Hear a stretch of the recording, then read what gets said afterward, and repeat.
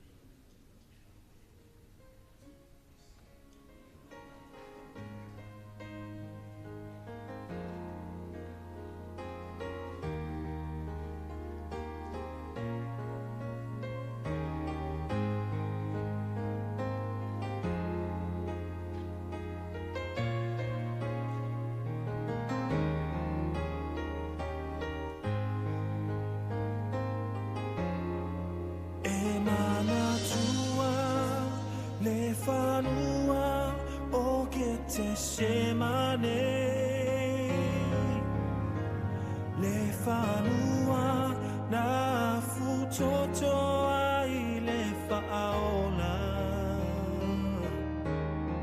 Se mea a whaingata o lewa ai atu i tinga.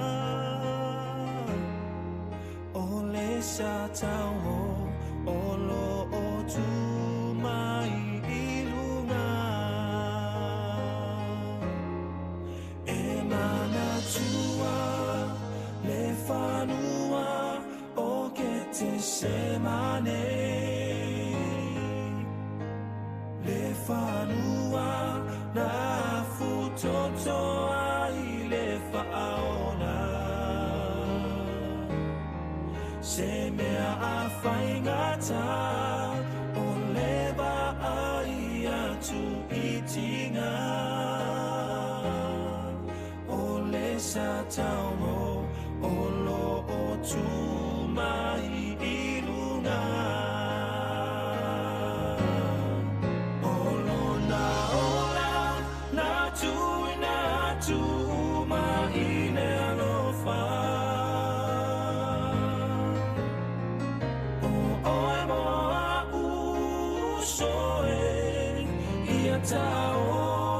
Taola e mama e avia te oe o na tinga tula ia masau talia nei le whaola. Se a sau mea a whai i lea lofa ua whaali mai. Oko kota na whaatino ai lona lofa. O pua puanga matau tinga sa ia tau avea. Male alanga ua tau nuu ua mai a. Olo na ola na tui na tu mai le alofa. O oe moa usoe ia tau.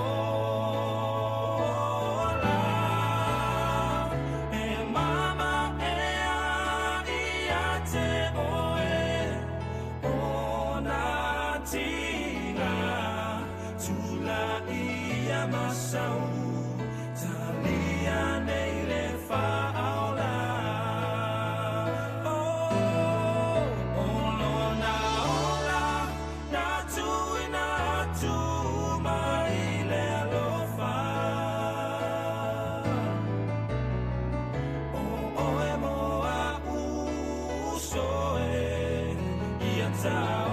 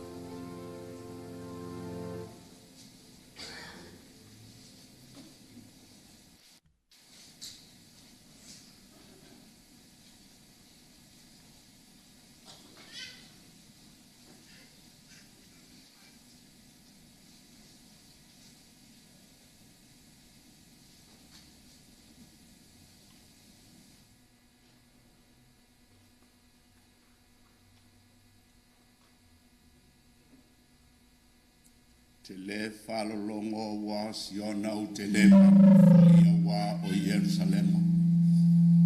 Se ialua e la wa mea tonu e peo se mea pupula maloa la tanga e peo la sulua mumu. Se ia va ainu e se la wa mea tonu matupu o malato te va ai lo mamalu. Se ia ingoa foi oe le ingoa fou wa ta ua mai anu fonga o Jehova. Fai oe ma pale mata ngo fiele a au Jehova. Ma pulo o le tupu i le alo fi lima o lo tua. O maia se yo tātou tāpua i fia i le atua. Amen.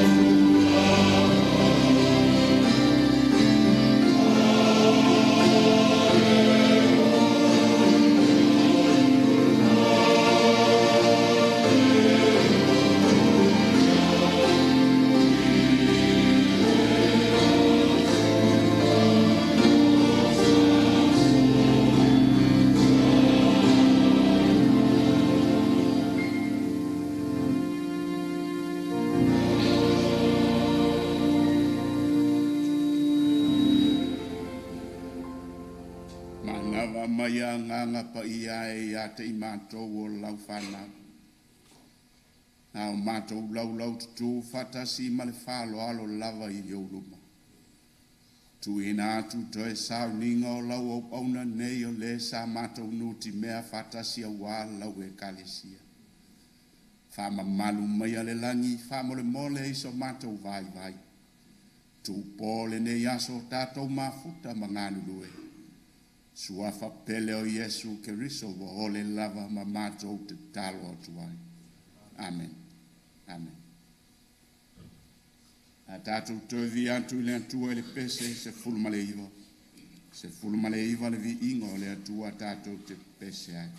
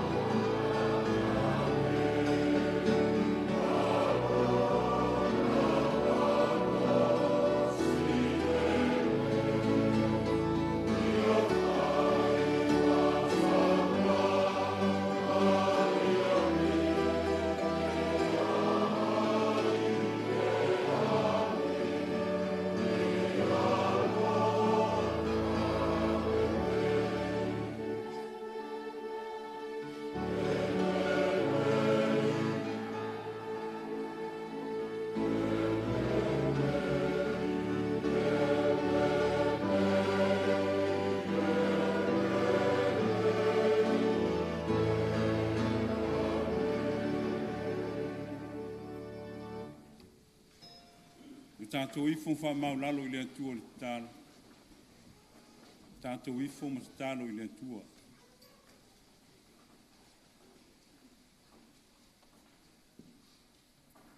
Le atua pule au aula ua fionga. Le atua o fōfongia o le atua ma tautia.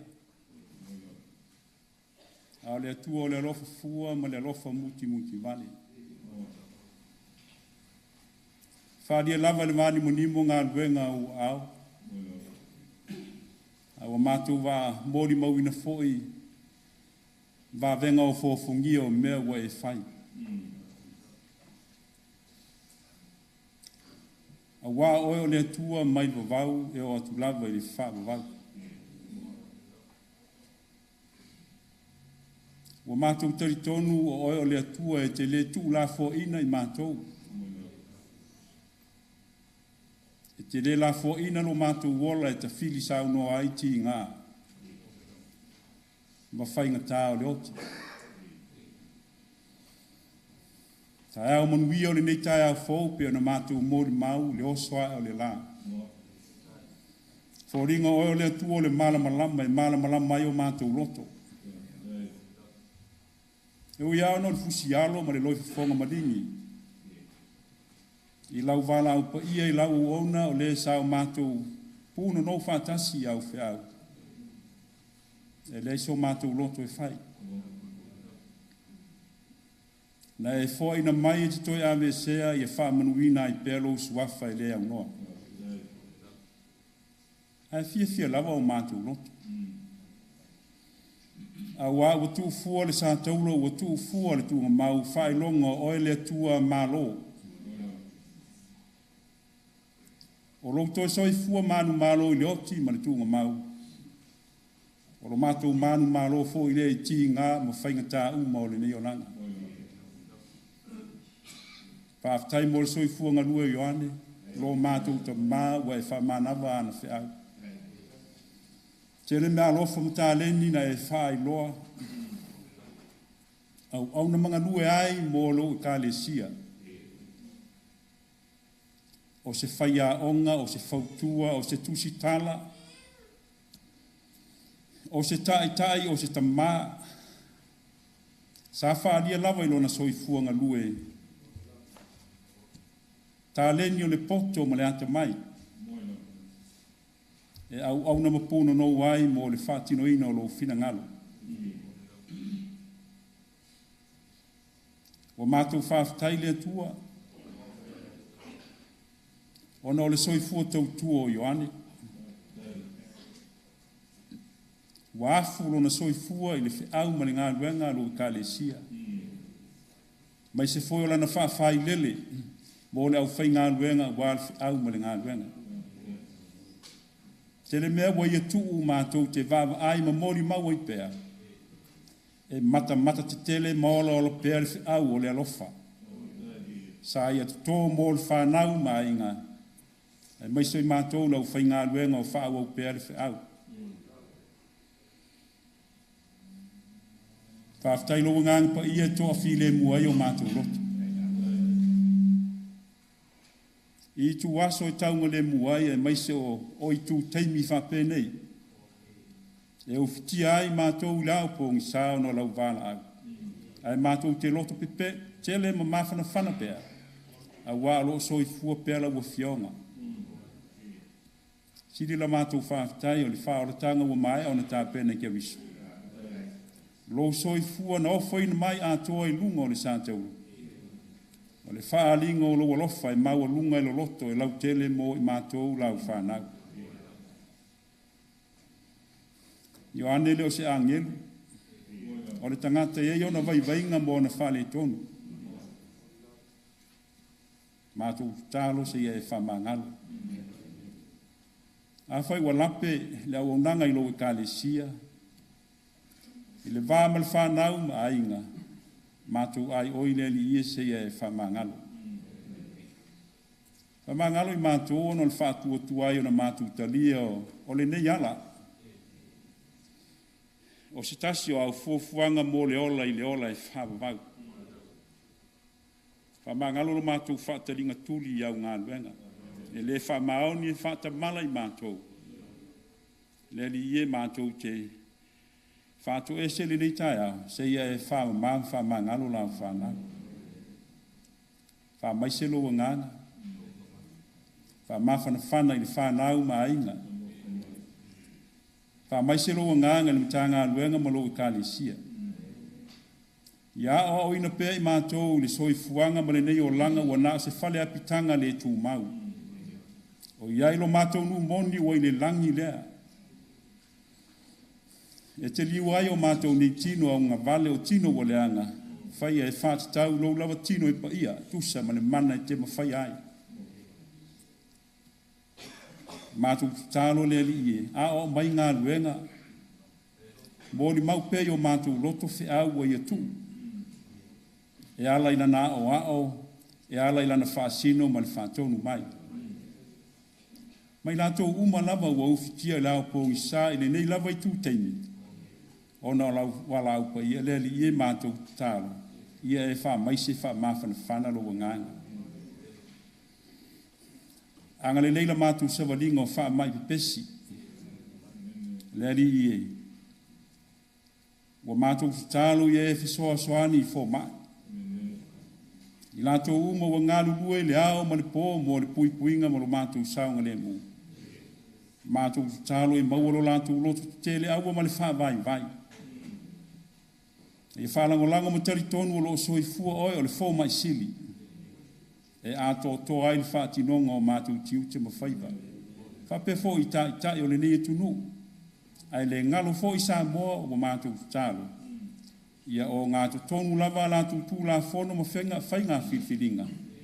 I lo walofa ma lo wha maoni ma lau amiu tonu. Whai tauina ua whionga o mai.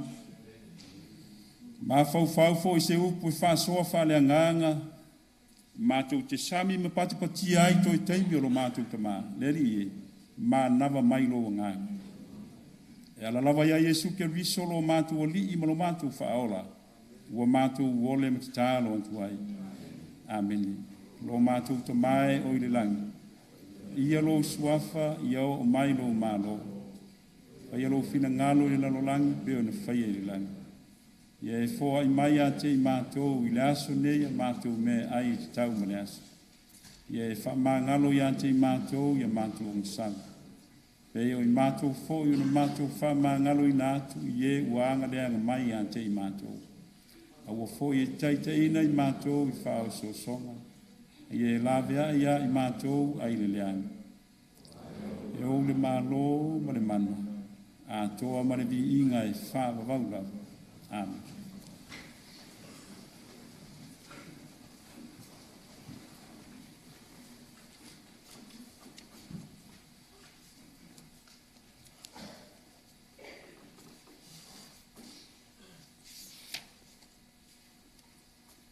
Le tamalo whae wavi ia lo le lei.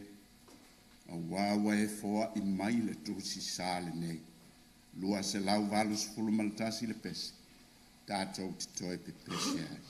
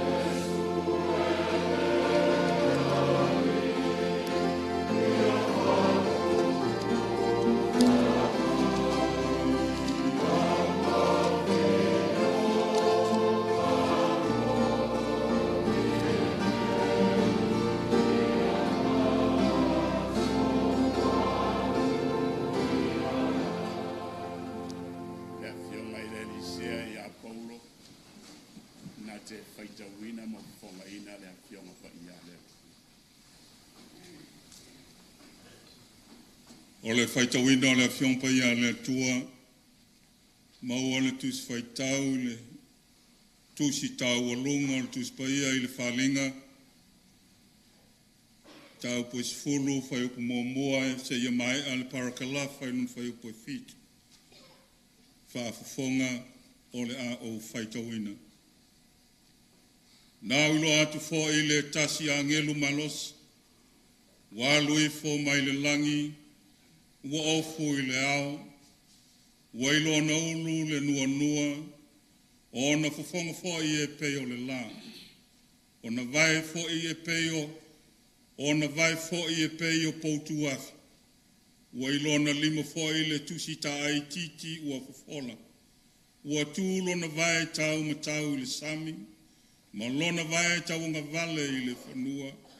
Wa langa fo ia male leo tele, e peo le leona pe a tangi, wa alanga ia, o na whingan vai ai mai ai leo o whai titili, e fitu i o lantou lava leo, ua whinga vai mai whai titili e fitu, na whai au tusi, o na whalongo ai lea i le leo mai le langi, ua whape mai i acha. I nā whaamau whailonga ia, o nā mea, whingana vai mai ai o whai titili e fitu. Aua ne i e tūsia nā mea, o le angelu foi nai loa ia ua tū i le sami ma le whanua, ua si ia e ia lo na lima i le langi, ma ua tautō i le o soifua e whaavavau lava, o le na whaia le langi ma mea o iai, ma le whanua ma mea o iai, ma le sami ma mea o iai, e le to iai ni aso.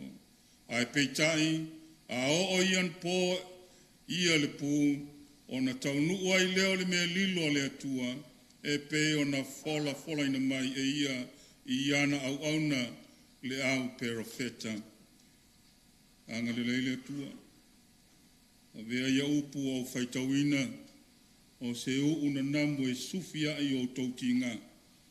Ma ia wha amala malama tili e le mana o le atua le winga moni o ana fiong. E pe o na au whaitawina ma ia tūmawai a te ia. Lona viinga nei o i le whaavavau e whaavavau lava. Amene.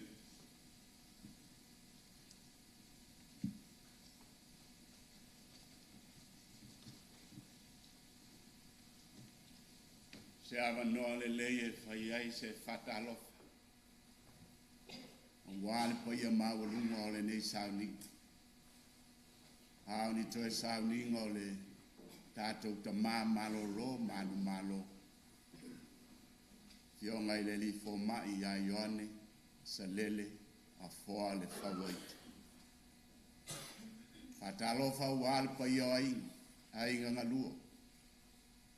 Malia le pai o ainga o po ia mo malu mo sai le o a ia se tala le o whainga luanga. Ainga o tupu, ainga o ainga o papa, ainga ni whai wha. E le tala ina, e le au whangaina i samatou tala. E mai se foi o le po ia o le whanau. O e na soifua matutupu mai a Ioane Mamali. Ei nane le paia o le nei aso wale, paia mawalunga o le sauninga. Sa moa wa poto. A inga matapau malautou whawhale upolunga. Whale tua matause o a ialo ma whanau. Ma malu le sauninga o mawalunga foi le sauninga o leo wa sumai le paia o lau whaingaluanga. O tātou ta malo lo malo o e na mua I malaya wale nei ngā luenga ma le nei fe au na asa le ngasuo le tai au. Malo le soifua, malo le langi ma. E nane foi o le sumai o lau whai ngā luenga I lea fata whaitaulanga ma lea fata whaitaulanga. O lea ua maitawina le nei aso sumai foi le songa I le lisea I a Paulo I le tuo le kalesia. Ua matango fiai ua mamalu ai ia le nei tae au I le anga le leo le atu. Katalo fa foi na fionga I le Elisea mai Wellington, sinoti a Wellington male paia o le whaingaluenga i whonga o sinoti ma le whaingaluenga. Mai so le sumai o le fionga i le lisea i a tau mwhai ma le whaingaluenga. Ma lo le soifua ma lo le langi ma. Ta e au a fua ma lo o maua anga le lei ma le lofa o le atu. Ai le ngalo se fata lofa wal paia ma o lunga o mtanga aluenga i Otara. Suol sunga le tausi mtanga aluenga. Fonga o mtanga aluenga e mai se foi o ta mama tina malo lo manu malo. Ia ma le lava loa o mtanga aluenga i Otara o le sa pale whengai. Ma le tama ia Ioane ma le ai. Ata alofa i lau sunga le li fai au ma le mtanga aluenga. Anga le lei ma le lofa o le atua. Mo mori ai le li ilo tau soifua fai le nei lao lao le lei ma le nei a manoa matanga o fie. E uia se tae ao tau mawai ma le fionga i le rifo mai a Ioane Asalele Afoa le fawaitu. Ai le a faina. O le ala lava wa uma na fasino e le li mo e. O le ala foi wa uma on tapena e le atua mo i tato uma. E uia e puna no e ngā lulue, no i le atua wati ute ma whaiva ngā lue ana foi ma wheau. Aua manino ale ala iai le teime iai le i tuaso. Whama nawai e le atua au ngā lue ana matalai e le atua o tato o futau. Vala au mai wa maea a ta ngā lue ana mata wheau. Suafa manu malo Yesu Kiriso mato te whape atuai. Ta lofa, ta lofa lau. Ta lusia ngā luenga o le nei asu. Ia awali tia mea umai le hanga le lei o le ali. Wha manu mai le langi i so se mea. Ma ia vi ia lava le atua i mea uma. A le nei taimi. Ma la au ma le whalo alu. I mōli maul. To e aso lo tatou tamau. Mōri maule. Le whauaitu, wheala afoa. So ai ma le mōri maua afoa motu manono. Ona sole ma le mōri maua le whaupopo le fionga i le lisea i a Paulo. Se i whaise tala. Ia e tusai ma le teimi so i fuau au no le sunga i a Ioane. Ia o lato o ngā lua i lea ngā enga o ngā luenga ma whea. A mai ale nao na so lea ma le mōri mau whale ngā sunga i a fui fui. A e whai wina i le mōri mau a le kalisi. Ni wia mōri mau le aso.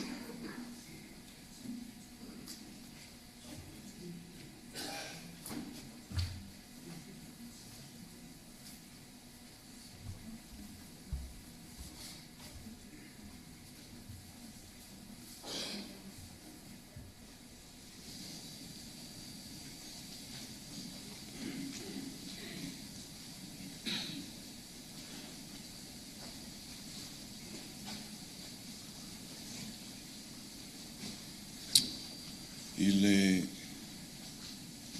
swafa manu malo le tatoli o whaola Yesu Kiriso. O te o whalo whatuai ma o whawhelo i atuai. Pa ia maulunga le sauninga. Le su o lo sunga le taitai. La o fionga le lisea.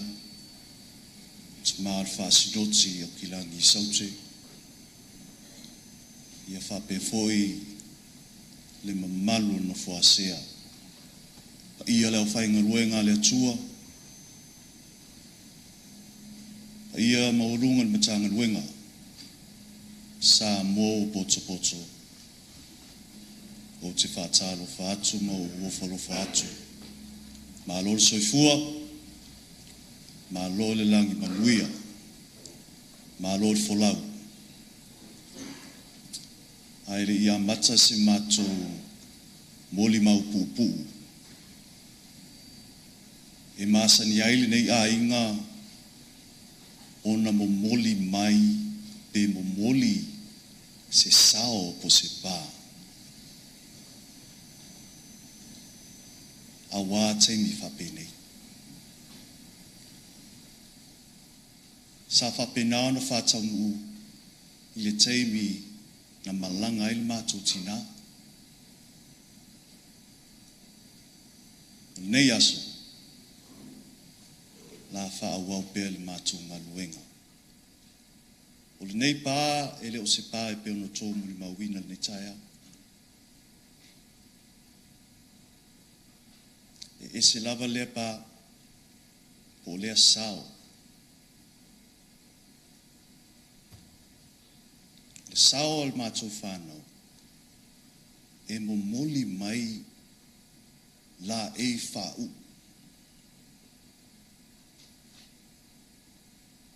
O le sao taua lea al mātou tamai ati mātou whānau.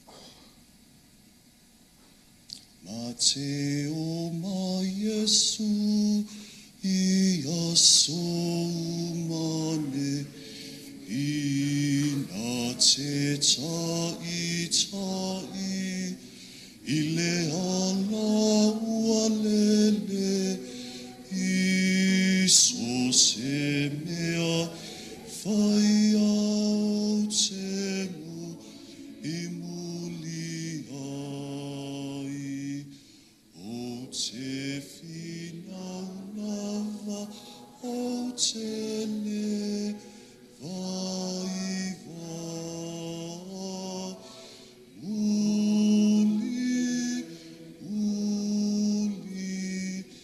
o te muli muli, I ina, o te alua, ai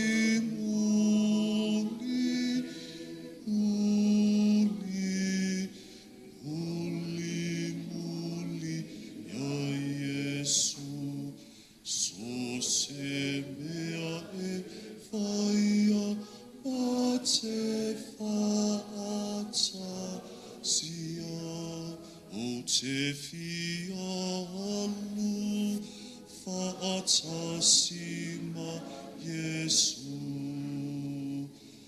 o te alu pea, ma le loto filemu, o te muli muli I a o Yesu, ma le fia fia, ma le wha manu, muli,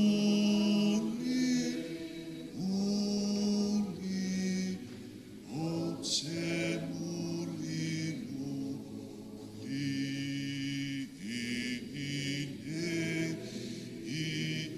ina, o te alua, ai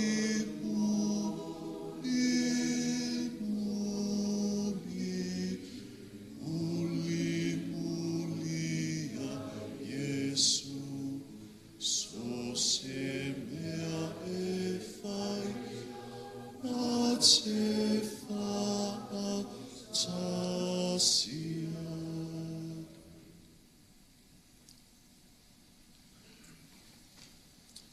Mole sila fia le tapo inga. O la e whau ia. O na o ma ua ma Ioane o na la e. Ia ai se I tamawhai mai bea motu ma Asalele. Ia. Leawo lui e toi ina ulua. Ia awa le tato a inga. Ia mele atina e fo il tato a inga poto mele tato I kalesia. Ia mole sila fia le sauninga o lo ingoa o le whawaitu feala Ioane Afoa. O le atali I matua a le tamalea. O au foi sa o le au te nofo I le ainga. O ma tausi e toe ina o au malo toe ina. talu na malolo mai le mātou tamai lua whengu le wha. Sa whapena lava ona tausi tamale. Yo o mai lava le toi taimil tamale. Whapena lava ona whaero manuenga le. E le whaingo fie, le tausi mātua. Tele upu, tele tala to ina le ia. Ai tali lava ma le unsa. O tula i atu ma le ava ma le whalu tele. Se i whaise moli mau pupu.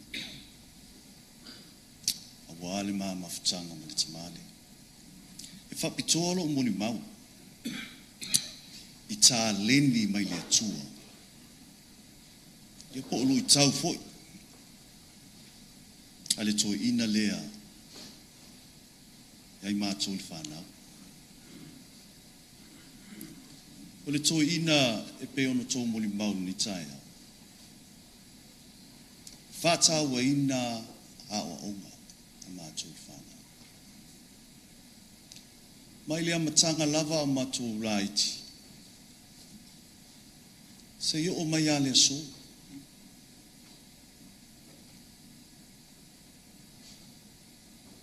Aile I maliu.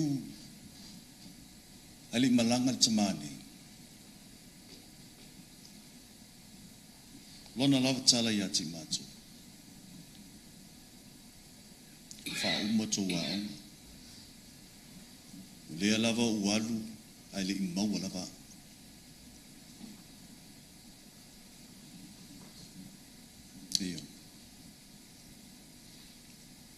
Aso lea au mātou laiti. Na fufo mai a mātou. Whataua ina a onga. O le folofolanga le mātou tamai a ti mātou. A mātou laiti. A whai e maua le certificate. A le tamaititi. E ai McDonald. Iyo.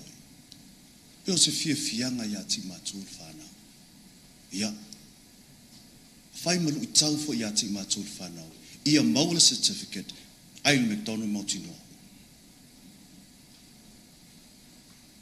A maula le certificate. A mātou. E tāmo mo e le whale. Ma whaali le mātou tama. Tama, lewa maua lo certificate.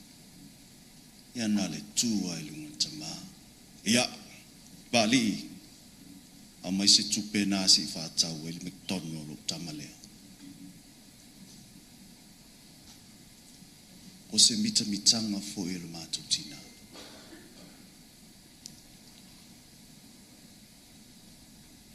Na whaile whaunga Ioane Asalele. O le ale vai ro tama. O le ale le atu atolo na manusi. Ai malanga lava I Asalele. Mato lofo mai ai. Wha malia ai tama. Pea malolo tapa I mai. Ai whai mai lava le ai. Pe o woti lava I lunga le waa. A o woti ono lo watali.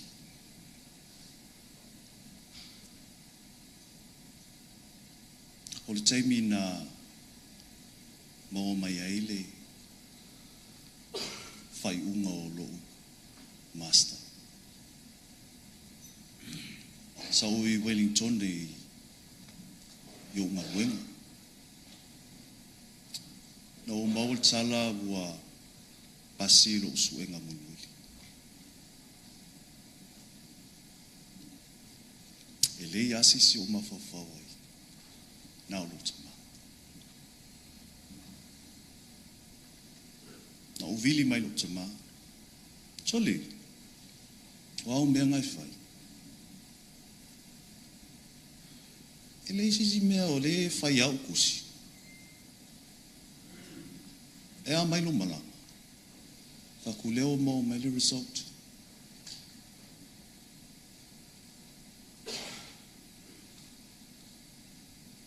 File wole loa se tala le toi.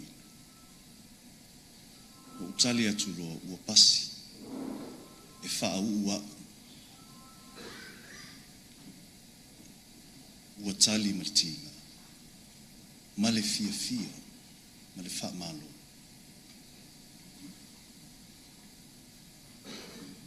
Wai ia la mātou tua iai.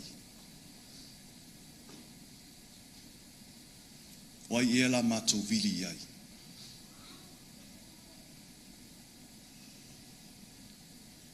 Lea i wa whai lava pule whai tō tasi. Lea tū. Uiana te au maia. Uiana te toese. Ia whamanu wina no msua. O le tasi tā leni ale toe ina. O le isi toe tali no toe ina. O le tusi. Pe o na sile fia. A isi le au whai ngā luengu. Tasi le alu i tau. Ale tamama mātu. Feala. Ia tusi sau tusi. Ma i mau nā whailunga o e mau. Ai le loa tangata oi. Le teu ia utala le toi. Masalo se lu tau fo ile le pa ia la fa ngani.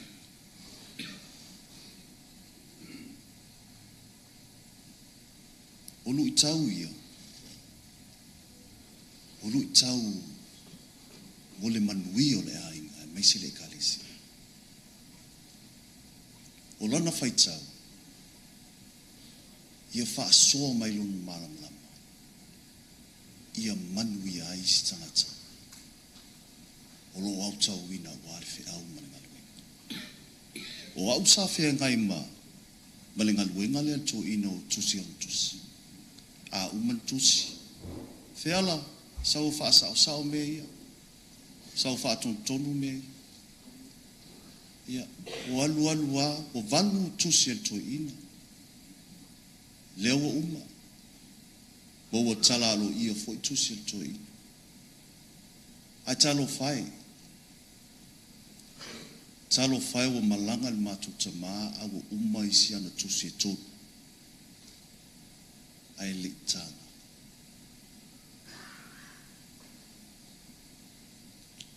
E elo na tusi ta ua o le tusi le aroma. O le lua vai aso ai le malanga le matu tama. No o la tonu lan potu. O lai no fulu le iam wha sao le tusi le. Ia. O le tā leni mai le tua e le malo. O le tama sa malo lo mai le ngaluenga.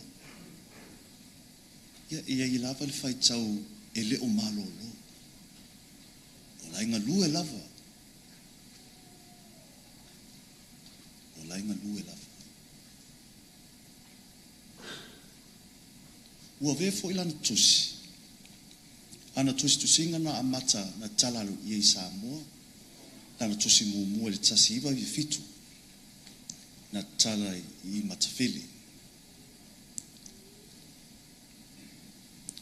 O sa ili le mato tamase awala i maua se tupe e faa onga i mato. Ai le tusi antusi sa malosi lava le tama fai maumanga fai ungo koko e faa kau mai ngei su e lava se awala e maua i tupe tonge matua. Aua vea lona malama. Maona tusinga. Ma se au wala e ati na e aima o lai mato ai.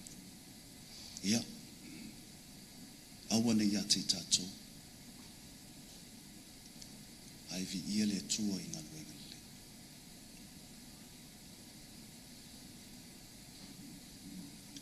E tala mai a le mātou tamau le awhai ngā luenga. Te ala, Motu Asalele Ioane. Alofa le awhai ngā luenga. Sa le liu lotu.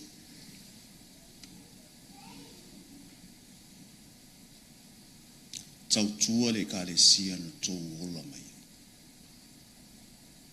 Tō popoto le ka le sia whiana. Ao tō le wha maoni i le atua e ala le ka le sia. I ona wha penao na ave ese le atua wha mrianga na e atua. Ia. Ioane.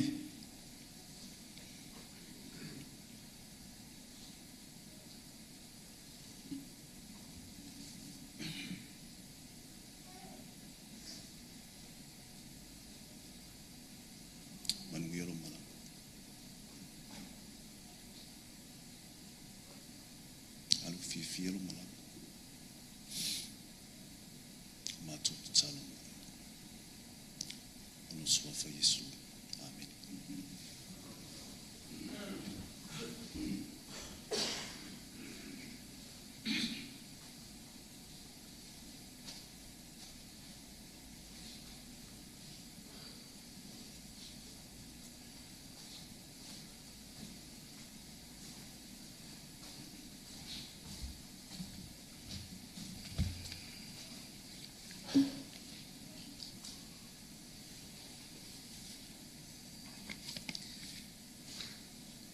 Whaftai le atua no le nita e awhou, o tātou mawai, le awanoa tā ua, tātou te whakmawai atua i singo mātou te mā, Ioane Afoa. I le awa malau whaaloalo lava, o te moa i whaatalo whatuai, i le sunga le Bristine o le Ekalesia Metisi Samoa, mātunu i whafo. So foi le Bristine sili o le auso, ai mai se le whailau tusi o le Ekalesia le Konferenisi Metisi Samoa. Le paia o le nofo a sea, Bristine o auso taitasi. Le paia sau whainga o tamam tina malo lo man malo, ai mai se le au whainga luenga o le paia le atua. O te whaatalo whaatuai, le neita e au fo ai mai le atua mo i tātou. E maasani na whaile tala al matu tamai a mātou, so se mea lava matu ai. Aua tō te pala a ai. So se mea lava matu e pe matu e interview, le teiminge o le mātou o langa. Aua te pala ai. Si e whai e ilo loto. Au le tae au ni, pe i lava o sau sina mea o le pala ai.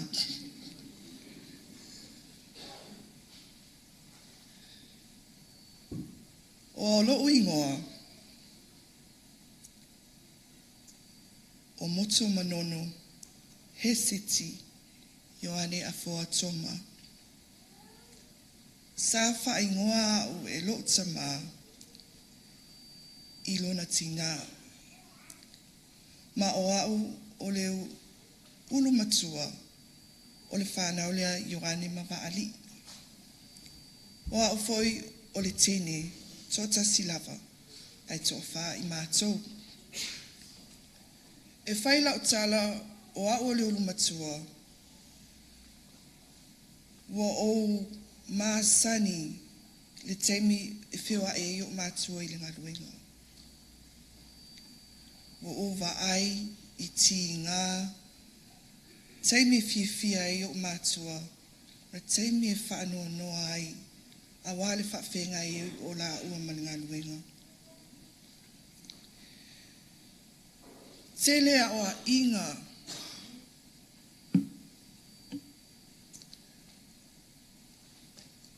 wa tu ua le nita māmo i mātou.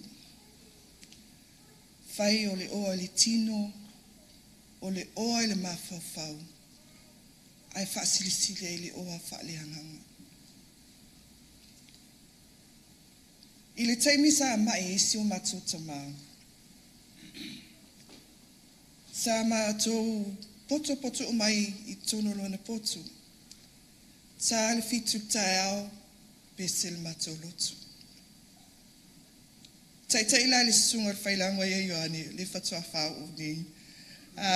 Whailango wha mao ni. Le mātou lotu. Te lo taimi mātou te tuu awanoa il mātou tamai tai ia le mātou lotu. Aina na o lava le taimi wa le mawhai e si mātou tamano toi whai mai sana o le toi langona sona leo. A mātalo Ioane il mātou lotu. Fitu tae au sfulua la wauli. Toi whai fu il mātou lotu il pō. O le mea lai maali ai. Tinga aina le mātou tama. Ai mātou te wha longo atu lava. O tau mawhai mai lava sona leo. Ina ia mātou langona atu ai. Ilo na nau mai ati mātou. O lisi pōsa mātou nofo lava manai o tuangani. Mātou pepese. Tolo ele lile o feala le pese a piula. O pio pese ai e ese le fifie o si o tama. Pese feale a sia o tala I si o unu. Pese a ataro si o tama titi mai ni fa pene ya manai o tuanani fa mai. Totele iloa upol pese lang totele yo I piula. O mātou ne o mātou te. I le mātou, le whaamatalanga o le mātou tamā. O le mātou tamā e sile alofa iati mātou. E sile alofa o le mātou tamā I ana grandchildren. Ai mese foi o mātou taito o lua. Mai lava o mātou la iti. Sa ia o a ia mai ate I mātou. Ia mātou I loa whaamawa lalo I o mātua. Sa ia o a ia mai fo ia te mātou, a se tasi o mātou, e se umalawa mātou tō whao. Tō wha mātou tō tutuli, mai lava o mātou la iti. A le temi o whai mātou tai tō lua, I o tō walu mātou o tō tutuli.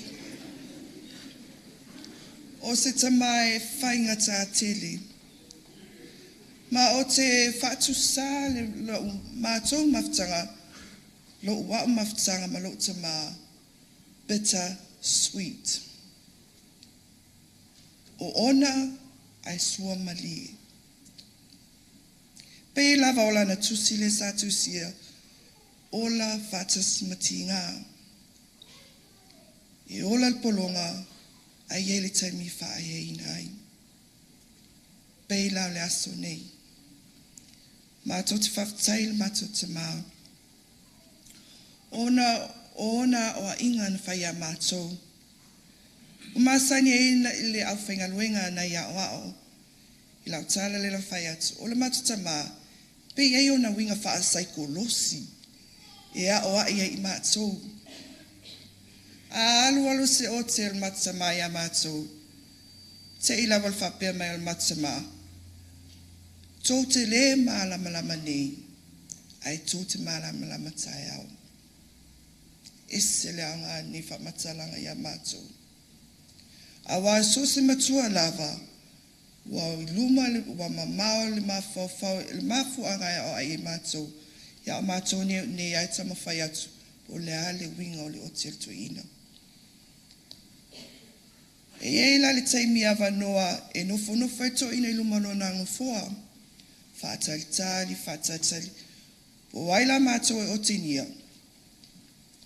E toi fo I mai lava ilumano to ina. Toi tala noa to ina. O le tala la lea to ina ia sisi o mātou pea mga otinia. Wa e malama meno whai atu ai. A ia sa o la lau tali. Wa a e whai atu ele ai. O le ale, wa e mesea la au. O au, malo o maftanga ma si o tama. Pe e whai au ma challenge I si o tama. O whai atu lo li o tama ilisi asu. Ele ai. Le ale winga lau tala. Ia i tal to ina. O te ofo ia o e te matua, e te le malama lama lava. Whatu le ai, whamole mole whamatala mai. Whamatala mai to ina. O nofo lai mo mawhawhau. E sao lava to ina ia te au. Ia i mato uma. Se I longa lava o tō mawale wha o whai longa. Whatu ato mawhaile na tali mai sao tala e whauti atu. Ia le lai o mai lai te mini. O maliu si o te maa. E le ai masisi o mawhai o na mawa le wha whai longa. Te misa vai vai e ilo te maa. Ula wheala ia u le umala waona. Ia lai unga umala waona. Ar te mini o le tamawhai. O whātu lolo te mā, e ula wali ia ia o ali Ioane. Al mea ia o e leisi si o mātou o mawa oe. Tangisi o te mā. Whamaisi o te mā ia ti mātou. Whaftail tōtau tua ia. Whaftail tōtau sino whamaori ia te au. Ai tui tam whai mo le aonga. Bitter, sweet, o ona sua mani. O le tāpenanganga o le mātou te mā mo I mātou le whānau. E o ona mea sa taita ina I mātou le mātou te mā. Ai muli muli ane o mātou mālama lama. Ioane, sa o te tanoa atu ati oe si o te mā. O te le whamawai atu ati oe.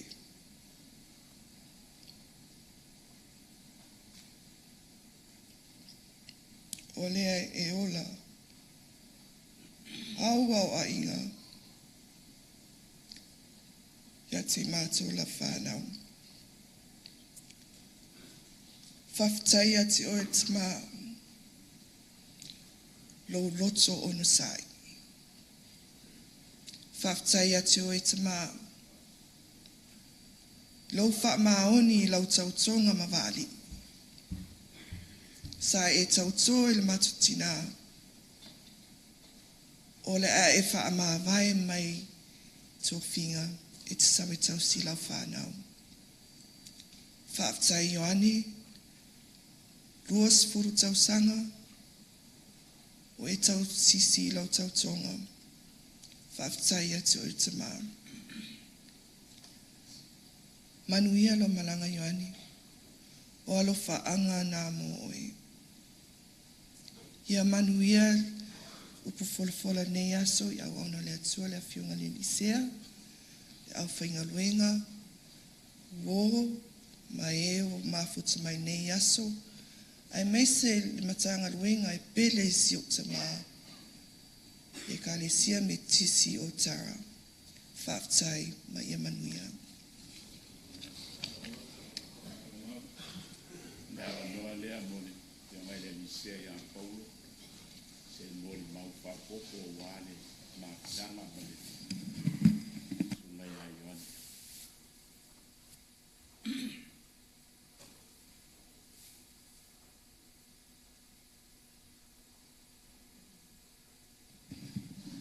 Morile whaftai tele ai lau sunga le taitai. Lau a whionga le lisea ua. Maoso wawa noa. Tau ana I whai se tala. Se I moli maule au fia I le sao o le tamalea. I le nei foi tua o le tātou ngā luenga.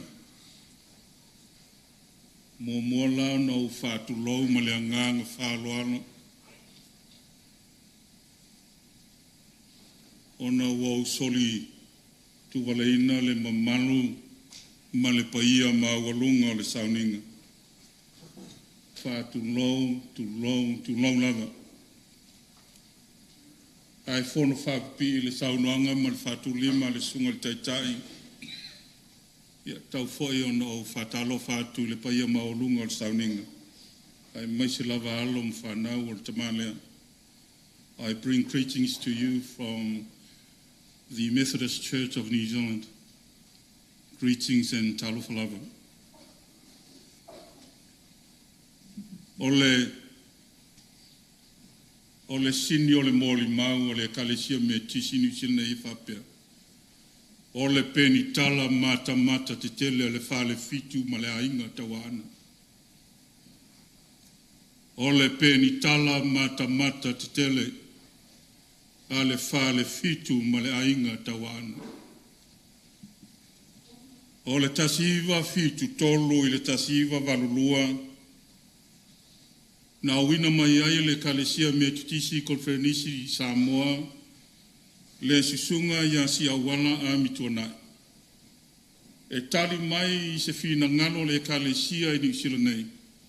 Ina ua mai tauina le to otele o tangata Samoa. Ua mawhai o na soifua mangaru lua I New Zealand. A ua le aini whaife au. E wha mau popo matali atu I lo lātou mana onga. E ala I sauninga o asate tasi. I le tasi iwa valsfulua o ngalue aisi awala I Ponton P.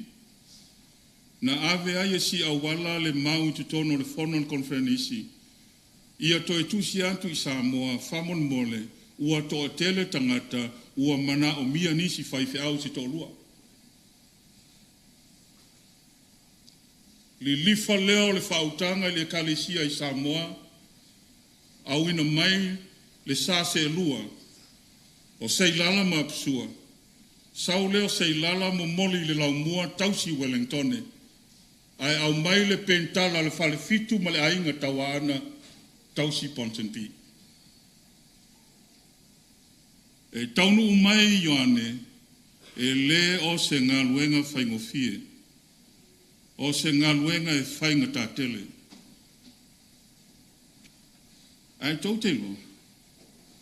Le ala lea wa u whaupui naila moli mau whapea. O le peni tala mata te tele le whale fitu ma le ainga tawana. Le anga le whaife au te le fatu. Te le loto. Sawa Ioane mai Samoa to e tusi a toa le whanua. Pine ia. Sau Ioane le aise hall. Le aise hall o le wharesai Ponton P. Whai atu Ioane le mitanga luenga Ponton P. Ua mana o mia le whai o se hall. Aisha, o le naunau ta ingo Ioane, ia iai se mea e whita lolo iai tangata Samoa, e whaatino ai tū maanga e masani ai le atunu, e ese mai ta po ingo le asa. Ta si iwa valutolu, ta si iwa valuiwa, o musale hola iai nei, wha ai ngoa Ioane Afoa, tai o mua. Ma fua mai fea. Ma fua mai le pentala mata te tele. Ale wha le fitu ma le ainga tawana. I malanga mai Ponton P le Paul on Family Service. Se whai ala tala malia I le la eile na la eile au whai pesile. Au te taunu atu I Ponton P. E le o toi whaongaina le kimona. Ua tau ua loka mau ua lewa I le toi whaongaina. Le amatanga tau sangal nei no uwhai atu ai le taitai pese, sa ili se commercial cleaner e whaamamai le tātou kimona leo no toi au mai lo le tau. 2 weeks ago, whatua au mai ai le tōninga lea mai le dry cleaner, ua maea ona whaamamai. Ai a watu loa le tala ua maliu Ioane. O whai atu loa le au whai pese. O mai la ia la ei. O mai la ia e tā pena le pese. O e la ei lea. Se iou tau langi ina le pese. Langi le vii. E ua mali liu toa. Moli maua ele soifua ngalue. O le peni tala mata te tele le whale fitu ma le ainga tawana. Lea na mafuai o na mātou o mai. E iai ia e iai fai fe au o le ua ngā lulue.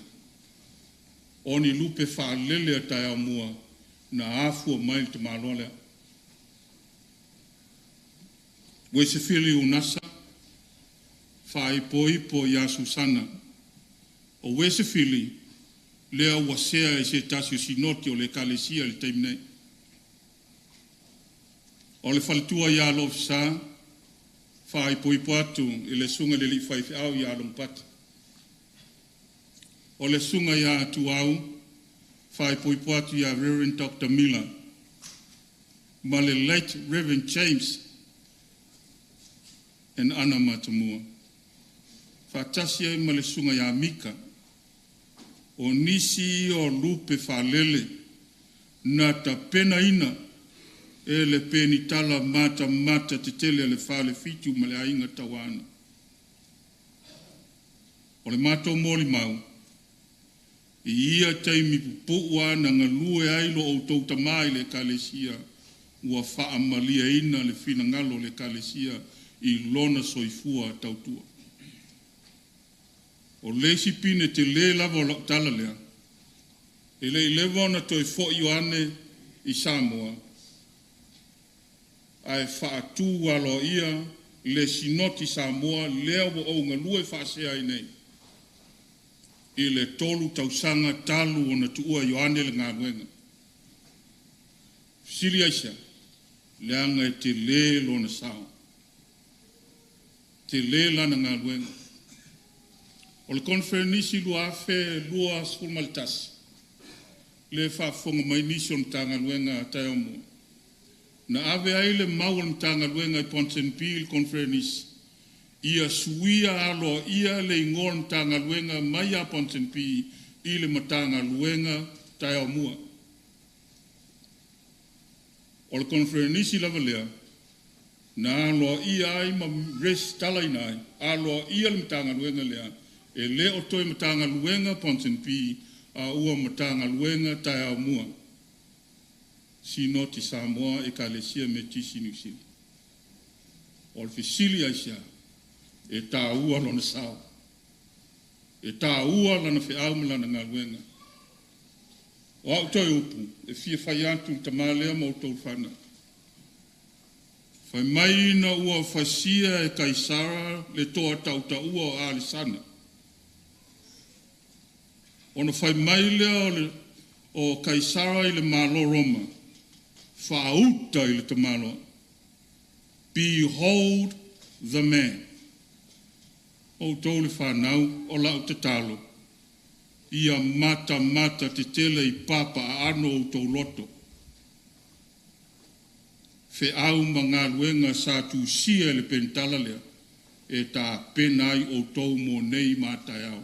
Ai mai se lau whai ngā luenga le se sao mai, man yo mātou vai, wha aua wai, le fe au, le peni tala lea na whai maitavu, na unangia i pata i whale latai, e wha vale, e wha mai. Alu, sui lona ingoa, ae whilela, a e piula wane, o se peni tala e mata te tele, le whale fitu ma le ainga tawana, a se fu o tawa lunga le kalesia. Manuia o tau whanau, manuia le aufia, soifua o le kalesia me tisi nui sila whaatai.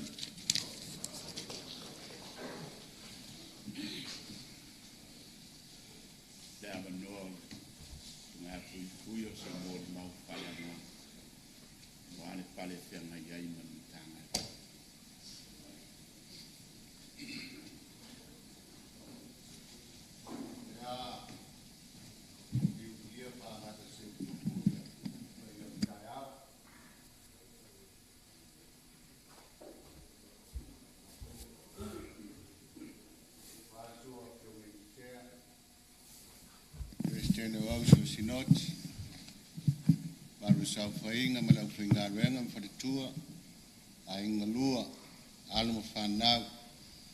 I whape fwoi a inga mtipau, whawharupurunga, ma malu e se ua poto ni nei tai au. Tala mali e upu ni nei tai au. Uali te mamalo lo, manu malo.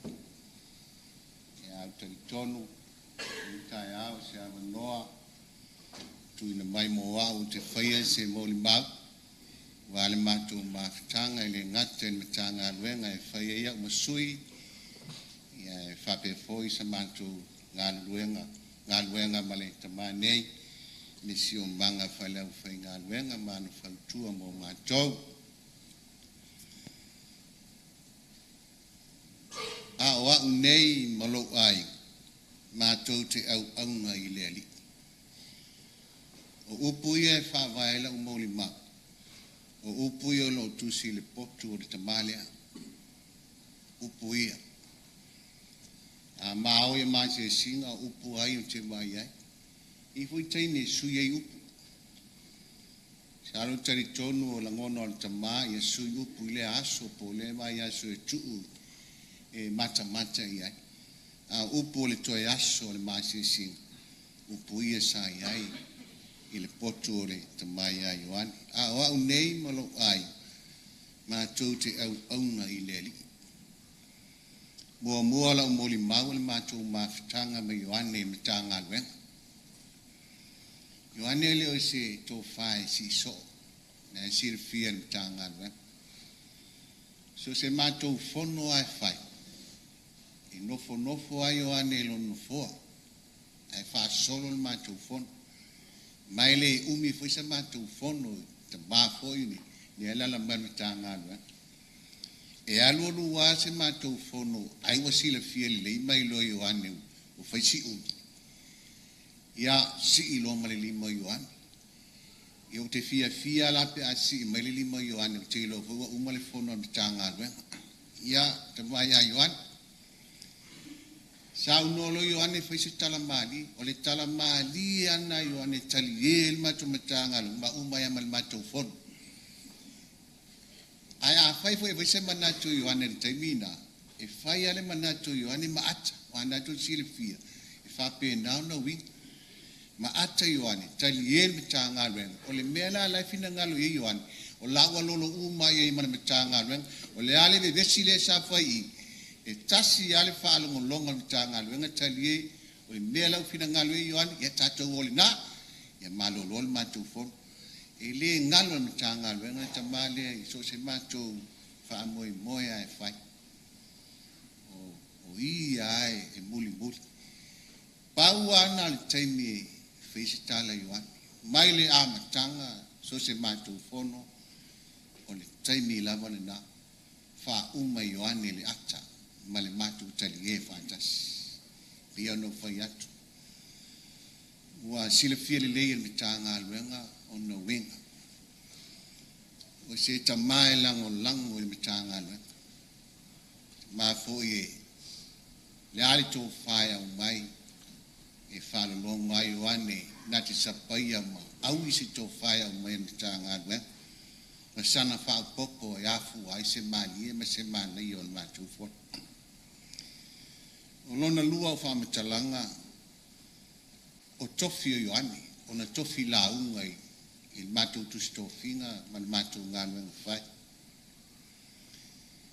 Ioane le fono tu tu stofinga la ua mal tamama lo ya mia o te vai ua ngasi o te tala no ia fa pe mai le Ioane ma nei fo au mai la te la unga la salia tu le ilon tofi e la unga ala unga la Ioane il matu farsa fa yon tofi ya umaloe e tumua la te lo o Ioane la yo le te me fe la unga Ioane sa lo Ioane fai mo mualan tala tamati mualan tala fa pe Ioane ya e umalo la tala fai ofisili uma fulla unga tato ne yasu alu no alla unga fai lo male fisili Ioane tamati pe uma tala tamati o ai silio na ya lo fai o lo tamapo lo tina ya taliel mitanga alme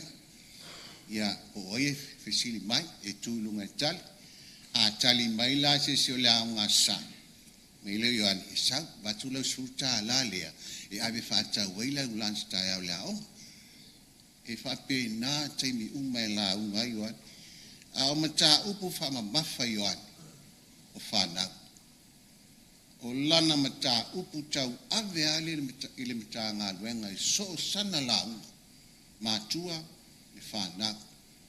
Whanau tō anga I ave le aunga. E manui ailo ai. Whanau fo ia tātou o Otara. O lātou o le luma na I le nā o Otara. O se lui tau lava lea ia mātou I aso sae. E whai am tofi. A tofi la e whape mai wan. Ia maria la lau sung. Ia la tofi te sia lau whanau e whai tautu spai. Ai a apeu te vai vai. Na su mai lau sunga te simitanga lunga e whapa. Ia tase. Ia e whape nāle. Mātou ngā luenga mali. Tamane. O le launga muli muli a Ioane el mātou wharisa. No au whai ai. Te sema ni tau sangan te nei. Nua afe. Nua tas. Ature ia Ioane. Malia o tama. I lei le latu watu le tofia o le toia so sa o le lua. Afe lo sutas. Mei Ioane sole se whape taila. Ai ala i le mia. Atu. Vai. Ele lelo sa uni mo le toia sa tau sanga ne. Tu mai a jau le pofa u. Ale la tu tama ia Jeremia le amatanga le lua o lua. Mai le Ioane. Ai, na mana ia na. Wai le lopo o ma Jeremia mua ia maata ni gea. Ia o le po o le asala aso lua suma le ono. Te sema le tau sanga te nei. Le aso sa muli o le tau sanga te nei. O le toi tofi na Ioane le farsane. A le toi tofi lava o Ioane I le tau sanga nei. O le aso lua sunga le fitu o Februari. O le lotu lea. Sa whaia ia malona ai. Le maia le fauma. Taimi le o COVID. Na whaia fwela tu stofinga. Ia no uwala au le iai. Whai mai lava la le fale o le whai launga. E whai uma e la tau. Whai mangalia, ma pese, whai mai laman whai. O le toe la unga lea Ioane il mato mta ngā lue. Na whai mai lona maota. Ia whe puali li tausanga nei. Ia sa uo I ai ma o mato tala noa. Fie I o le toi. Ia sa lau, mai lea la la tu I lea lau whai la unga fau lea o tabu e whai el mato te tani. E pu lea au e lau tu stofinga. Wa na we me tavu u fai la unga fai te tala ia sa uni ale o ia tai le lotu o le toe la unga na Ioane la unga muli fai sa muli o te sema a lana toe la unga na la unga mai elo na maota o ina sa la unga I taimar koviti ia fe puali o whamanatunga Ale sau pe le o mai futa mai a Ioane ma te ola e amele whamantunga.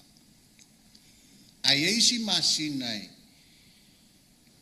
lea o tā pena le mātou whamantunga. Ia o le whawale a whiala ma tavu e whai masotanga. No o mai fole ia tia ma lia lau sunga fui. Whai mai le poloa e Ioane ma lia. Awane I lo suatu. Whai se malo longa to ina. Io na male ole, ma te wha longa po le alime le manau Ioane. A ola na mau yas. Ina whai mai fuela na whaftai. E ana tau atu ya te whatu. Ioe. Te wha longa po le alime fina ngalo ila o fionga. Ia ata e Ioane. Ia e whapena. So se mea e longo mai ya. Ia ma o atu. Male o atu. Ia o matu tala noanga pe a whai mate asi ai. Ioane, mate o aturota tala no mai ni tanga luenga. Po a mai ni tanga luenga. Pati o lo manuia ni tanga luenga. Inisio nai ta mama nai tina o lo. Fia ngai fui maftiang, mai ia. Tuanga te tala. Me se fui ia nai ta mai. Me se a whanau fui ta tumutanga luenga.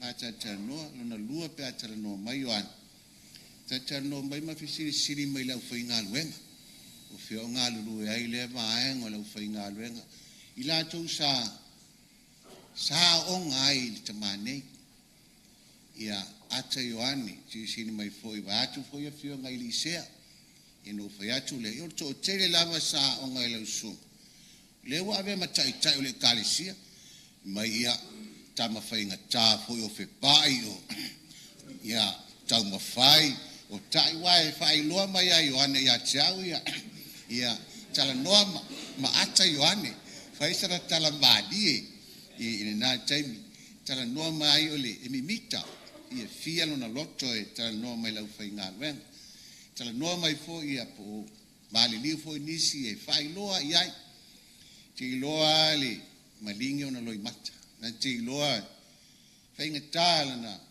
mawhau whau li tua na mai se lau whai ngā luenga ngā lulue tala Ioane vai lau sunga mai whare tua te le malolo pe al moli maule sa pe el whau me ala vale lau te whai te mana o hui fui a o mai ale wala au le atua la e lava te tusi whai au tusi me le atau tasi ale tusi e se lo fia I leua a mata I lau tusi e whaftai lau whai lo mai te le lopo wa uma watu le ale tusi le tusi le o roma e se lo fia e te mana o ai tusi sau tusi le wa uma tusi lau tusi le mareko a taio tusi uma la le fo uma tusi lau tusi le ola ma tinga fatasi ma tinga a mata mai ai lo ainga fa solo mai lo taimiao na we fai tau ia wa ale wa uma na ya mai tusi e lima la tusi Ioane sa fa me alofa mai ya cha ya tusi la na au mai to e la le Roma ya o tele o I loa la po mai ale tusi o Roma ya le tusi muli le ua tusi e tamane o le mato e asi singa ia Ioane no vili ale fau ina o mai ale na sa me le ale fau Ioane le fa le ma ile umi o la ma sauni ma choai toi fai mai fau au e te lo su mai o lea e whaatalita vale o i mātou le whale. O le whale, se I vawe lau whamatala. Ngā te sauni foi ai, mai le whau. Ma lia lau sunga. I leo toa le lei, mai toa ina se I toa le lei. Ia ona lo su mai lea. Afi ma le tae au, le mela vale sa whai. I masalo ana le toa le lei vili mai loma le whau le. La stofi stabili mai ai ia la so tofi na vili mai mate watu iona maole mate fai lotu ia mai le fa leua fai mai Ioane te lo su mai motion to na so le na mau ai e lua me taua na tupu le po mua fai o le mawhawhitai talo foi wale whenga ia ia ma mai o le tino lua na mao whatasi ai ma le whamanuyanga I le ainga nei o le pepe fau ia tasilea ala I le napo ma tu whawhitai o na Ioane o whenga ima tu foi le li ale tarsan ia mai se foi se pepe fau se fa popo foi le li le ai ngo Ioane me ta ue lo sa tu po le fia o tamba nei po na ma tu ai to e po le fai lo ma tu tala ta ocho ai Ioane le sa ai ia alo foi fa sino tamba nei upo mua Ioane ya ma ua wo tingai Ui fui makisa e pule ale atua ia tia. Awa, ua au sauni. A evo se me fina ngalo I le atua au teo. whaftai.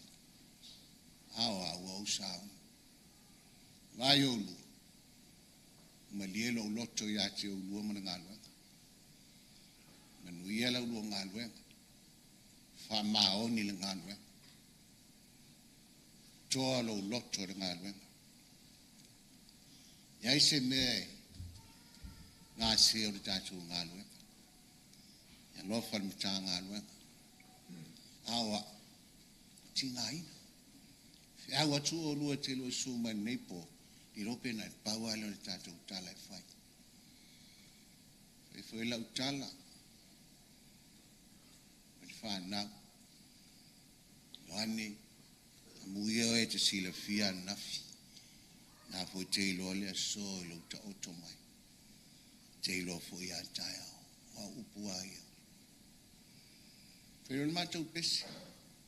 Taimia na amata ni mātou pese o tai fo ina na o ia Ioane. Ki ngā inga, ki ngā lukua, wailo ulu. E umale mātou lotu, e leito e, whaile mātou tala whawhitai, te le lopo ia langona. Mātou nofa ale nā fiafi mana nā po. Aia o ia sil fia, ona to e tai. Mātou to e lotu le nā mai. Se iau ana longo mai atia. Iau a mia ele li so i fua tamani. Ai o te whafte tele ni tama. Le ngata sa whai mawhautua. A se tō whā. Sa tō manga ilmi tāngā rua. Tō whai. Whālo to tele se tala mali. Te ave vesine ne mi tāngā rua. A se tō whai lolo ia ini ona. Manatu ma se fina ngalo e mapu ai ma e lei e se fai ungo se mea. Mai ai Ioane. A se fai tua mo mātou lau whaingalo. I le whalawe lawe Ioane in mangalo. I le whalawe lawe. Pau ale tala Ioane ia mau. Hui fui wa umalu taimi. Fai oi. Ya le me te fina ngalo le ngalo o lo taimi le nei. Wa uma lo taimi. E le fala bela. Aula na whaftai. E whautua mai. Whamau. Le lei te le oi. Te le pala ai. Watu Ioane. O mea e sa e awa o mai a mato. Ne o mato utau ma whai le ngalo a matai malie. Ai loto le nā mālie, se whi au tāu ai momoli ai tu mō tangata. Mea lama nā, hia eri tamane. Whāwhatailo na soifu au ona mō mātou, ma lana whāsoa, tā ngā luenga, mai mā ua ngā luenga. Whāwhatai manuia nei atu na mai, i le toi taimi, ma le toi pō le mātou māwhitang. Mea lama, sa i whai, Pawala na tala, ai alu ma whanau, ole me tā ngā lue. Nā ua e wawa ai, ia, umana whai, se fia ile, ina ua mawa le mastau, tabui, di e lala mai me tā ngā luenga, umana whai me tā ngā luenga, nei lolo Ioane la, o mawa le mastau le ilao, tabui, whai le fia me tā ngā luenga. Ma sina ati o na tua tau sanga nei, longo mai a tia. Mo fole mastau o pa o asalele. Ia leo lo pule nei le warehouse. Il malai valele. Ia te loe fa pe na fo ile fa. O pine la ia pe o moli maule nei taia. Ia mali failo mai a ma ua ni nganwe. Ia mali faita talu pe. Ia Ioane manuia lau malanga. Fa fitai tele mo mea u. Sawa. O failo mai. Ilo mato wala, so i fu au ai mai se le nei mita ngalo whaftai.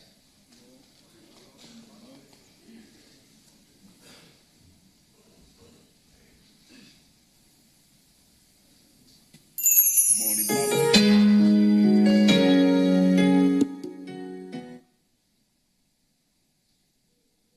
E sisi me. mo le maua le kalesia metisi Samoa matunu i fa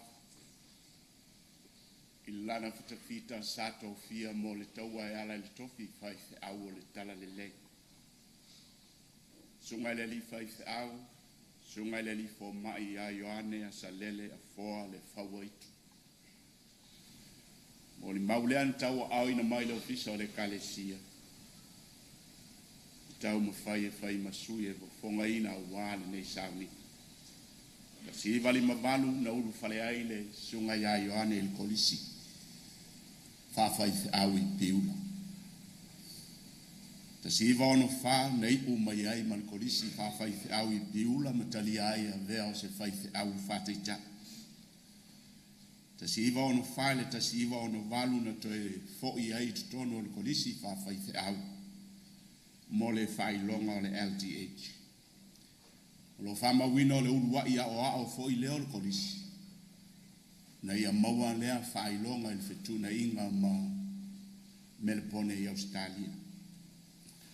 Tasiva ono iwa le tasiva futasi na ulu fale ai faskola sipi i Singapore. Mole Bachelor of Theology. Tasiva futasi le tasiva futolu. Na tofia ai ngā lulu e nta ngā luenga i tanu ngā manana. Tasiva fitu tolu le tasiva fitu walu na te fale ai Ioane i le Clement University i Amerika. Mo le whailonga le Master of Divinity. Tasiva fitu walu tasiva walu o whapale ina ai le sunga ia Ioane Afoa Asalele le fawaitu. I le whailonga le PhD. Doctor of Ministry. Te siva walu o na whau uina i whawhai au whamaoni le sunga i a Ioane i lalo le Conference America. Te siva walu tasi le te siva walu tolu. Te liu mai ai Samoa ma tō fiai e le kalesia e whai ma whai a onga o le kolisi piula. Te siva walu whai le te siva i watasi. Tō fiai ngā lulu e le kalesia metisi pālangi i au kilani nei. Ta siva i watasi le ta siva i walua toe fo'i ai Samoa. Ma toe tō fia fo'i e whai a onga i le kolisi whawhai fe au i piula. Ta siva walu whai le ta siva i watasi. Toe tō fia ngā lulu e le kalesia metisi pālangi i au kilani. Tasiva i valua le tasiva i vavalu na tō fia ai mole mta ngā luenga i vai mosu. Tasiva i vavalu i le lua afe ma le lima. Tō fia ai mole mta ngā luenga i sa tapuala. Ma vea ai o ia masea o le sinoti au polu i sifu. Lua afe ma le lima i le lua afe ma le iwa. Tō fia ai mole mta ngā luenga i a whenga. O le aso sifulu ma le lua. O iu lai le lua afe ma le iwa. Na malo lo ai mai le ngā luenga matali ai o io se whaife au. Malo lo manu malo. Whai ai le nei awa noa le lei. Whai au masui mo moe au se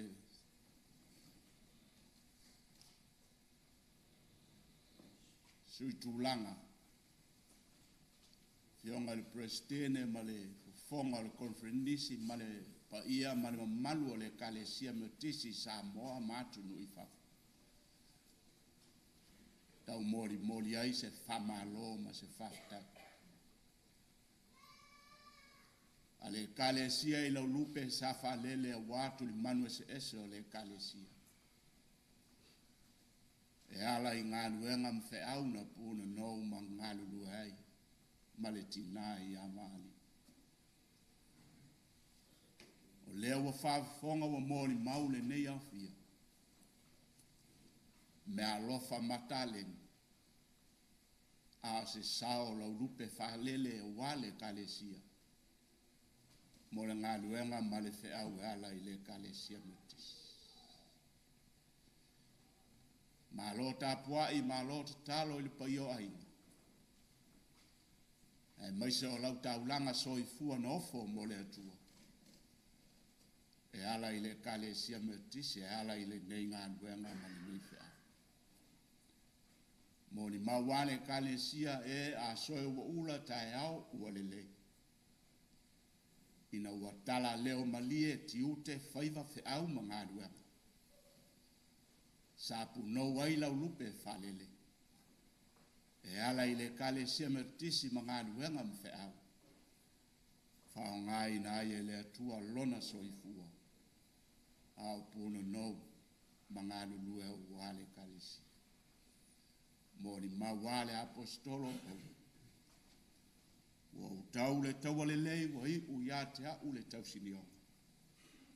Wa o tau ofi le upo o le fatuotu. O le nei wa teuina moa ule pale o le amioto. Fo ina mai ante a ui le ala vaso e le ali i le famasino amioto. E le ngata fo i atea. Au i lato uma o e fia i lona whaarima. Aluia le fionga le alifo mai o le sea malo lo manu malo. O manuia ta pena e le atua sana nofo anga. Wale ola e whaavava, malo le whaitaulanga. Wale Kalesia Methodist, mana nganuenga, mana wheau. Mo mori mai ano whaanga. Taitai o le Kalesia le fionga le presidente, ma le fonga le conferenisi. Ai mai se foi o le presidente Silio le uso wheau whani. I le pai o ainga mai se o tou le whanau mau tau whanau. Vala au pa ia le atua e ala i lo tou tamau. Au tou mafuta. Manganu mori maulea mal fa malo le Kalesia wale ne yaso yana ngaluenga mana fea ala tatu to via tu ile tua pese se la vivas fulmantas a mai alea se upo po se la uma mo tatu sa unia le fiona le se ya pa e sulo fa la na ya fio mai le lalolangi nei sa e tinga inai sa ili yese se la viva sul maltasi di pes.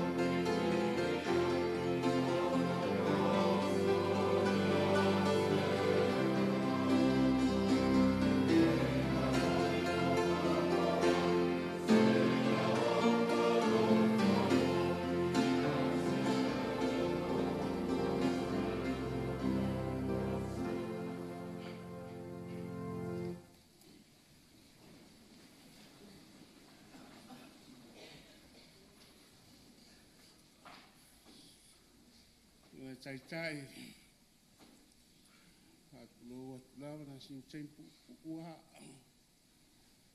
e faisinga tala te malo lea.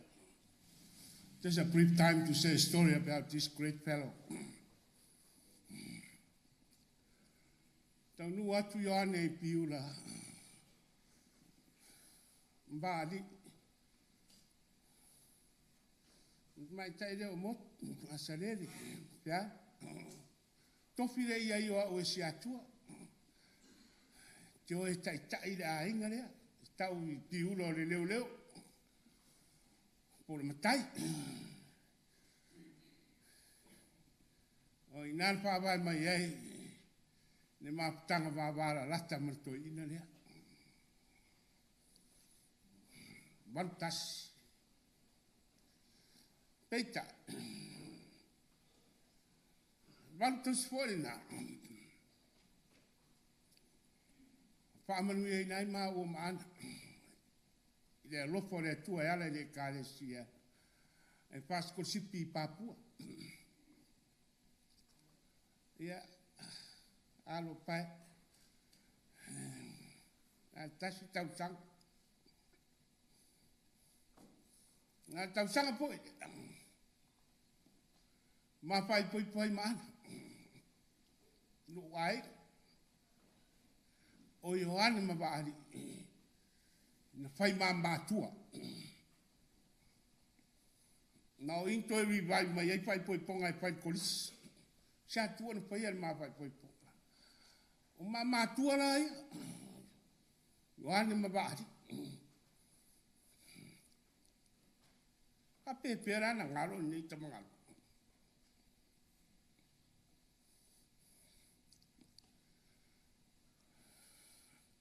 Ona sufi le a o to ina le ina o lo mo wala scholarship. Vai. Ko anga kuskus. Ko anga kuskus. Ngala ka bia kuskara ma lo le.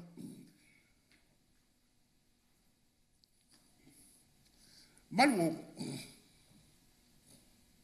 ke io era con caminga walua kusi wa mga bring commentary on vesting fee and post ministry according to act uma fasa mo ka wa ya ku ya yo wa mai yo sole se wa mua o ba ku yes you inspire me to write and I inspire you to print your work.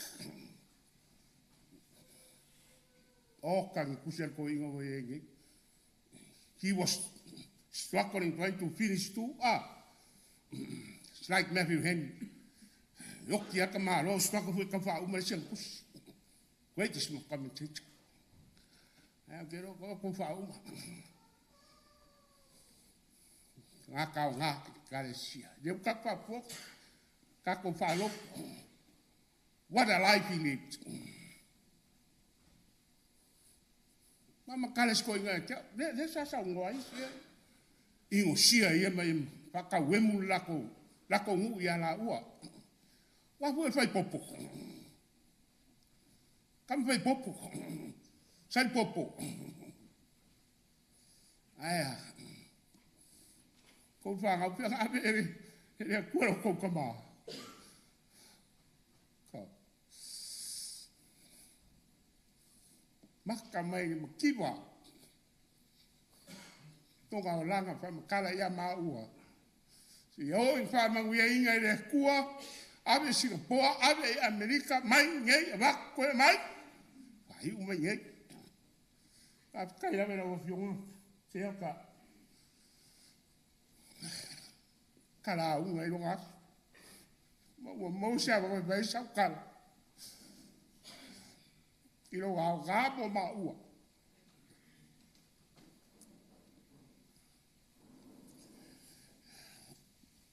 Pia pa nga inga le mkua laba ngi yas pe o nga yel kuspai kawas ane kale sia.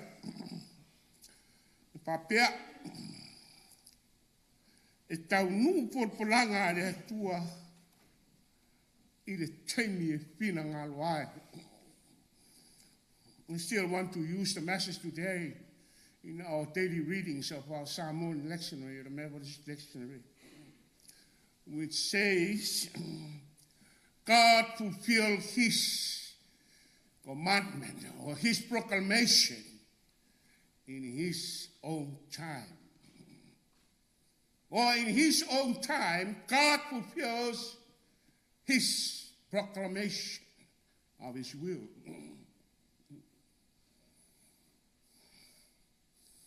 O le tala le sa tato bawa iai mai whāringa. O le mōri maulea, a le sunga ia Ioane, so, ka mafuta mai Yesu. Ngata o leri.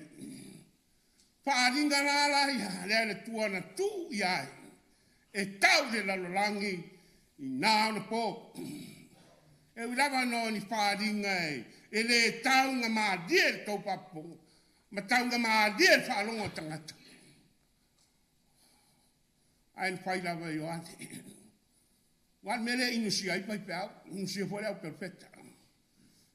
E tau nuu lor peau, le peau, tangata lai pare tonu, ia i taloa, a paina loa. Ndolor mena o tangata leo Ioane. Sa waina ma tu le sua u bela. Tapu sua u bela e tu ia ia le yoti. Aisha. Ni yo o taimi o le tua. O so fo le pitola umi. So umo keriso. Ai pai mai. Ua vai haia. O le angelu malosi mai le langi. Tu le si vai i le lau ele ele. Tu le si vai i sami. Tu ulonga lima nga i le langi. O le fai longa lea.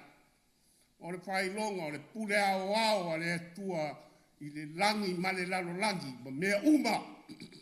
Fai mai wawa aia le tusita ai. O le ale ui. Tusita ai. I tu tonu lava le soni lea. O le pai longa, o le tua sa, o le atua.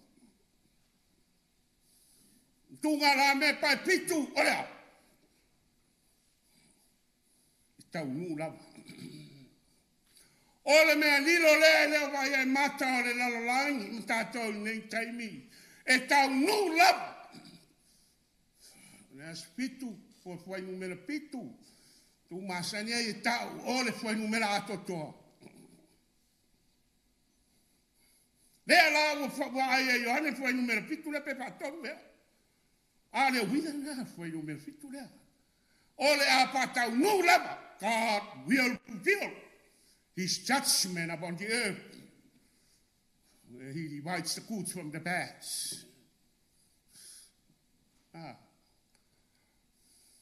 It's a vision. But it's a heavenly vision showing the authority of God. One leg in the land, one leg in the sea, and a hand upstairs. It's a symbol that we are all under God's creation.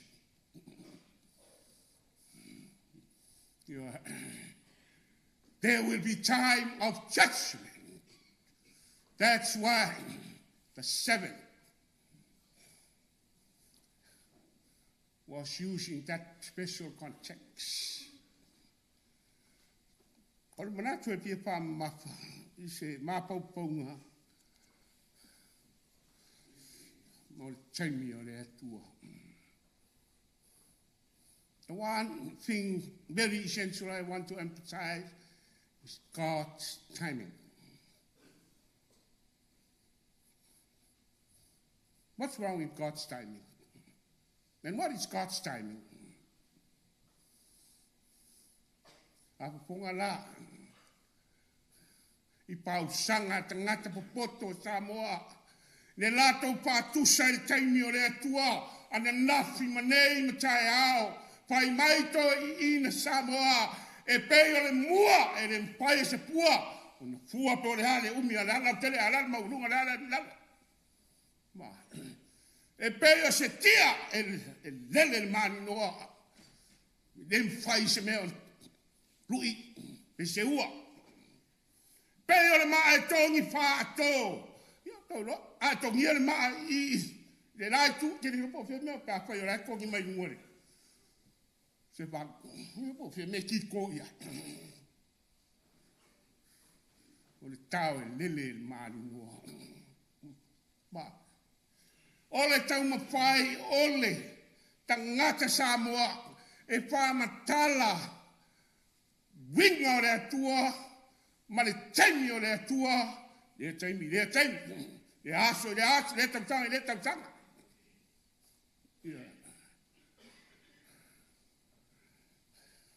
E se le mana ia. Taimi o le atua o ainteiloa. Samoan defines the term God's timing in the light of a victory that you cannot measure. They define it in terms of a long, sharp iron stick. They call it tia. When it flies in the air, it's nothing to challenge. No one can challenge. It's like a stone that rolls down from a cliff. You don't know where it goes, but it may end somewhere. It's like an arrow flying freely in the space, in the air. No one knows where it goes, and you cannot know. That me found ngai lele akua. So le air. Fōringa o le taimi o le atua tātou te leiloa. Pai mai au o ngā le tuspaia e saupe o le ngahoi le pō. O tere tangata ata mamai, e mesi wale au kere simeta ki nge yafo. Ua lātou tau mwhai, e whaamatala le taimi o le atua. Mai Yesu, no one knows. Me ulawa ya Ioane lea so o Yesu. Siri ona baba la lata ya Yesu. Nga o waka. Nga waka whaama alo mai. Ato te baba ai iai. But no one can define the right text. Pe ngare au STA. Kuroula unga nganga lea. E pa pe pare anga se. Kai kongunga. Ia o mesaku. O lai kiki kasi iwa baru lima o mai kangaka ia o aku kangaka ia whai lako mara malama ingu ma ia malako puiti kinga le aso e ko ia pio mai e Yesu ia umakua ngā lo makua ia saules e o mai nge ia but the Bible is very clear about the time of God. No one knows. No one knows. But it is good that we are warned by St. John that judgment of God will come in his own time. In his own time. Mirkala. Paim kau siri o la rang siri on kau ka ua. Sendo kasi.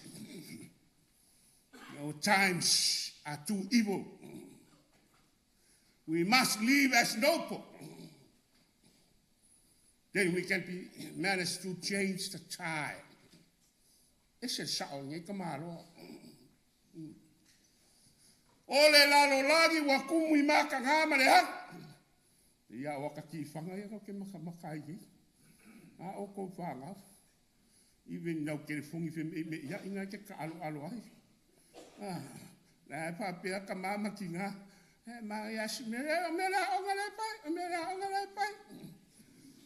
But you are watching evil. And that is the reality nowadays. So I had an opposite out there. Say no casting. Where is too evil? We need to live like nobles in order to change the time, in order to change other people. Ma, esse tau, A ua o le taimi. Tātou ngā hue. Pātau i le taimi. Mā loa lea e kau whape ngā nonga soi pua. I kai mi whai kau kusiai. I kai mi la ai waki. I kai mi ngalue ai. I kai mi kopa ai. A pai lai loa e ka ngak soi pua. Whao ngā ka kau kai mi. Oka oka. Ta loa e avea umaka ko maangi. Pe a whai ka ko anga pai kau kuspa i.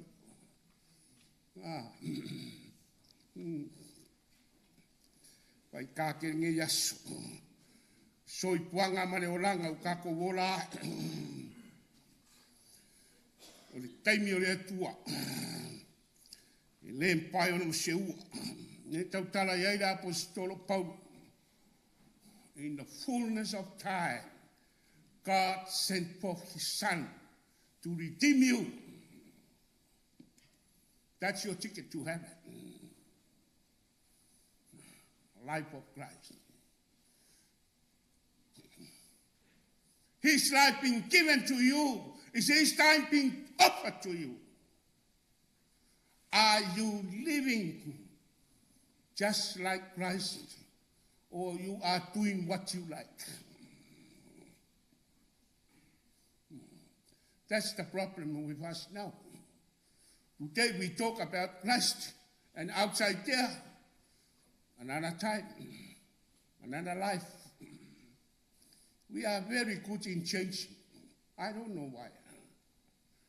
But it's a character of man. And we need to look at it seriously in our life. So you young people, I don't want to use sometimes the English language because sometimes it's boring to you.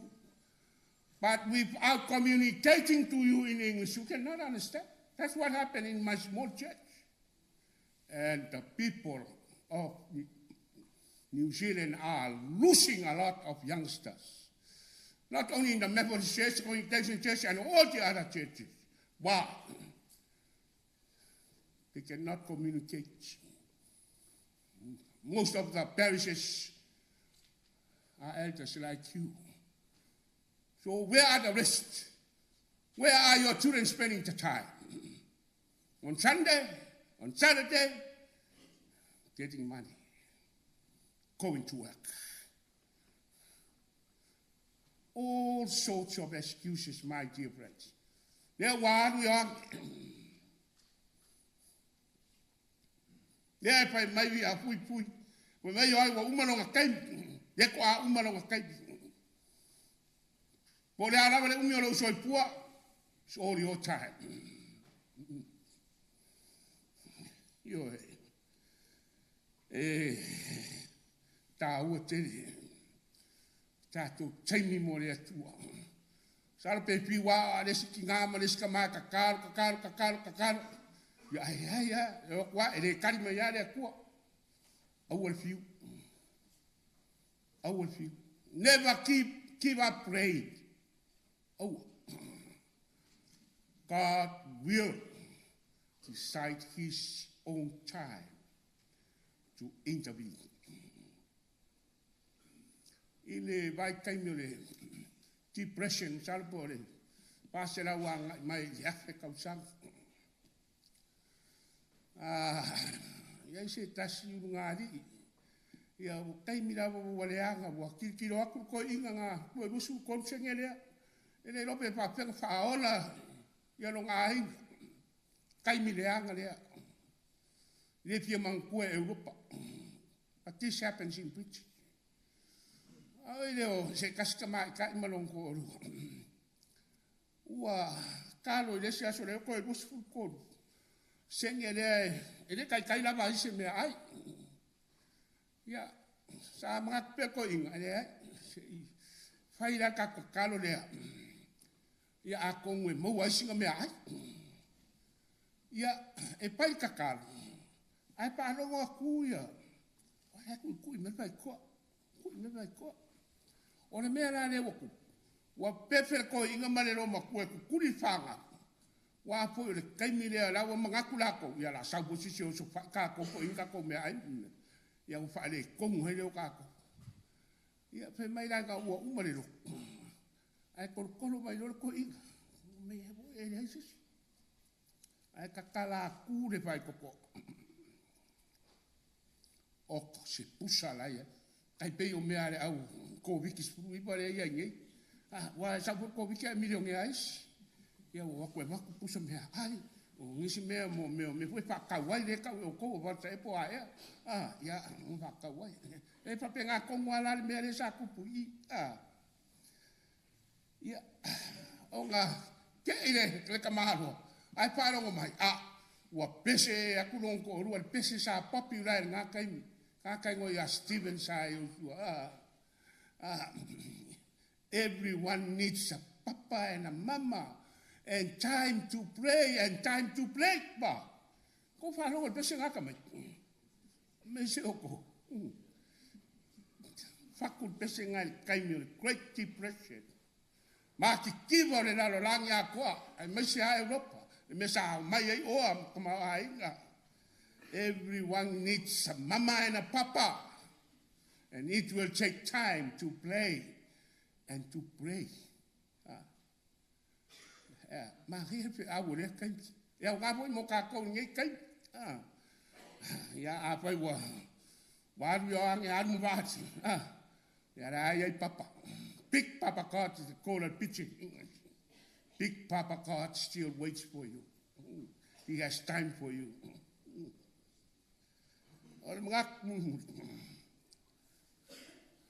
Ola ne pape o tangata o le lang. Live today as a vision of eternity. Ya eso I pua ma ola ne pape o se tangata o le lang. Pata hua le taimine, pa mole, pa ia wa pia. Make use of your time now.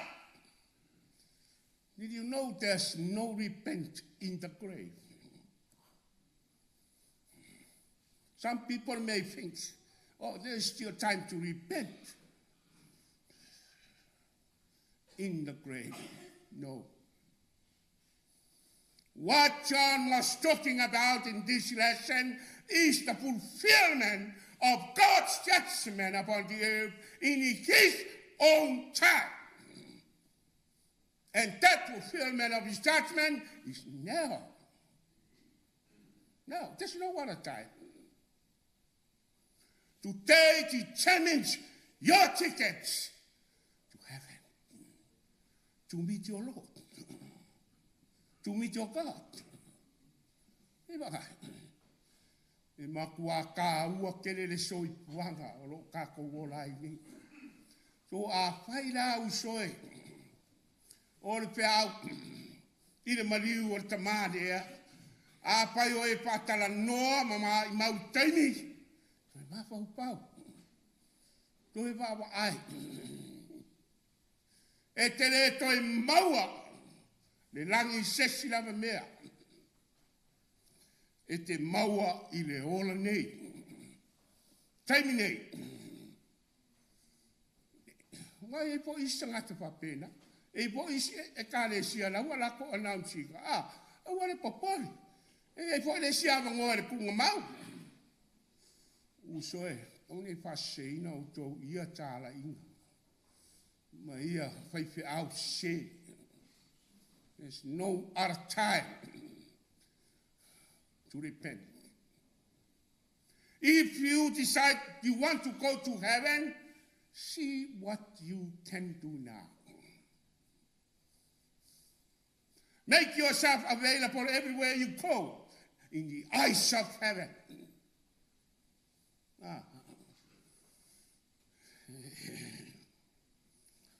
I say,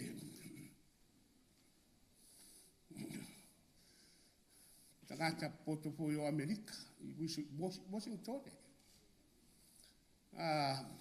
tasi watu tolu watu. Ai sau de announcement mawa no fuanga tu tonu leo Amerika e pateni ai mea pe copyright tai wai fo wal mea wai ongal mea wai mo pa mea e ma kwala ko nasi Amerika mea kasi watu tolu watu. I announce my Amerika ko ngiska malo fa ban pare ha fai mai wa uma mea e ko yese mea po. The same year, Mauer Tisorense, Maua Africa Valley, Mauer Lekio, Mauer Reita, Maua Isima Mea Tele. Sanga na Maria. Ma. Taimi ore tua ese. Ese taimi e puri ore tua. Papea tangata ua muta. Tasi baluono. Tasi baluono. Ai to sa fore ese Amerika fai mai. Ya wa umana. Bale ya la sisi me mo pai on ko power ka kale o la langlesi me po. Did you know? Kai minga ko a fiku kausanga Albert Einstein. Ko malo ka ua lea. Ya ina ku se ka le origin of species. Ya. Ko a fiku kausanga. As puru dua kausanga o le spoi kanga ka ua. Oh, Makong, he was a very famous guy. And he was living in New York that time. Kei Makong, wala langa ka kai papolong pa. Kei Makong pala, no. Ya pala au leo. Ai wa ku leo. Thanks Makongi. We are saved. He was the one inventing the telegraphy. Nea whasao inga mai ai la kou mai le Titanic. Mea ngai kau ang maronga mako. Ia, o mai kausanga na vale, kere ia o mea kupu. Inga ua tiki lea kangaka. Ia sau ia ipo. Lesi ka maroa kau o po. Maroa po ia vale. Ia urait, ni pai wai kam. Po inga sau wai pai wai kam. Tore, e so ngafari da right. Ya aku pungo me foi a wate fol ba ne. Ba. Ya so wange makamalo Henry po. Ba.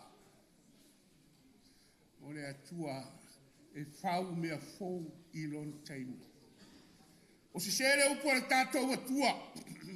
O te paia ia pau me. Le o tato o mai i time. Wa, o me fai kousi sila mai me ia. La un 20 kilo mai ai Samoa.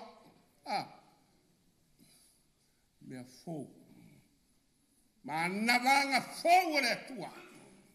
O mea mai le nganga le tua. Mo tato. E paola ina ai tato. Ioi. Panau. Pere. Ioane Mare. Umar taimi Ioane.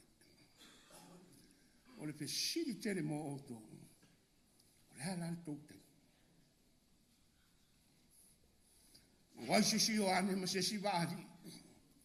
O le aso soa.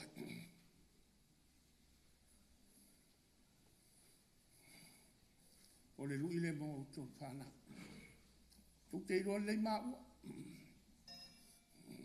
O kwa wala kwa maa waka ula sa. Pai mai. Malole ise kaua.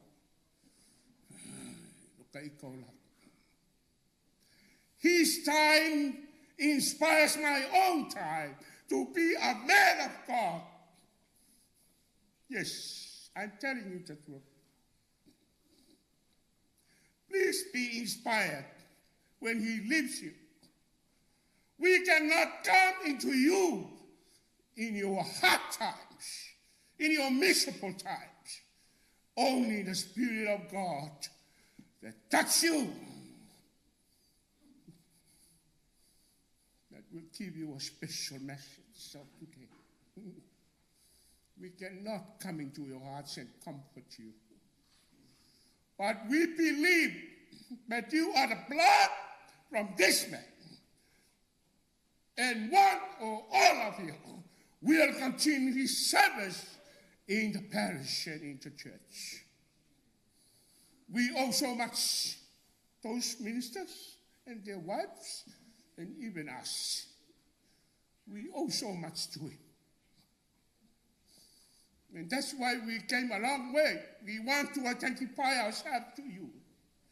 We want to stand together with you in your time of sorrow because of the loss of your dad. And may you be comforted through the power of the Holy Spirit. Tanga luenga sang whaamafan whanei nau tō. Tō maputanga maritama i o rua pui pui. Kei sa. Ai ai se whau tua e ngā luenga. Ia wai sau noa. Tō whātui. Ia vi ere tua. Mālo fo i tausta māra sau pa ika. Ngā putai alofa. Nā i tō ina. Sa putai ngā luenga. Ia vi ere tua. Tā ngā luenga. I tō māputanga mare tamane. Mā tō te le pātonu ina. Tō pā mare pāutanga e taritonu. O tō teimi. Mare sunga i le ripo ma. Ia Ioane. Teimi o le tua. Ia iso tātou teimi le lalo langi. E le aini o mātou teimi. Nā o le tua. Wai mai le tua apau te aru te toi sau. I le teimi. O te sau ai. Ia te tonu a o at. Ia ngā o le tua. E alai. Pina ngalo le au pai ngate. Manuia le tātou taia.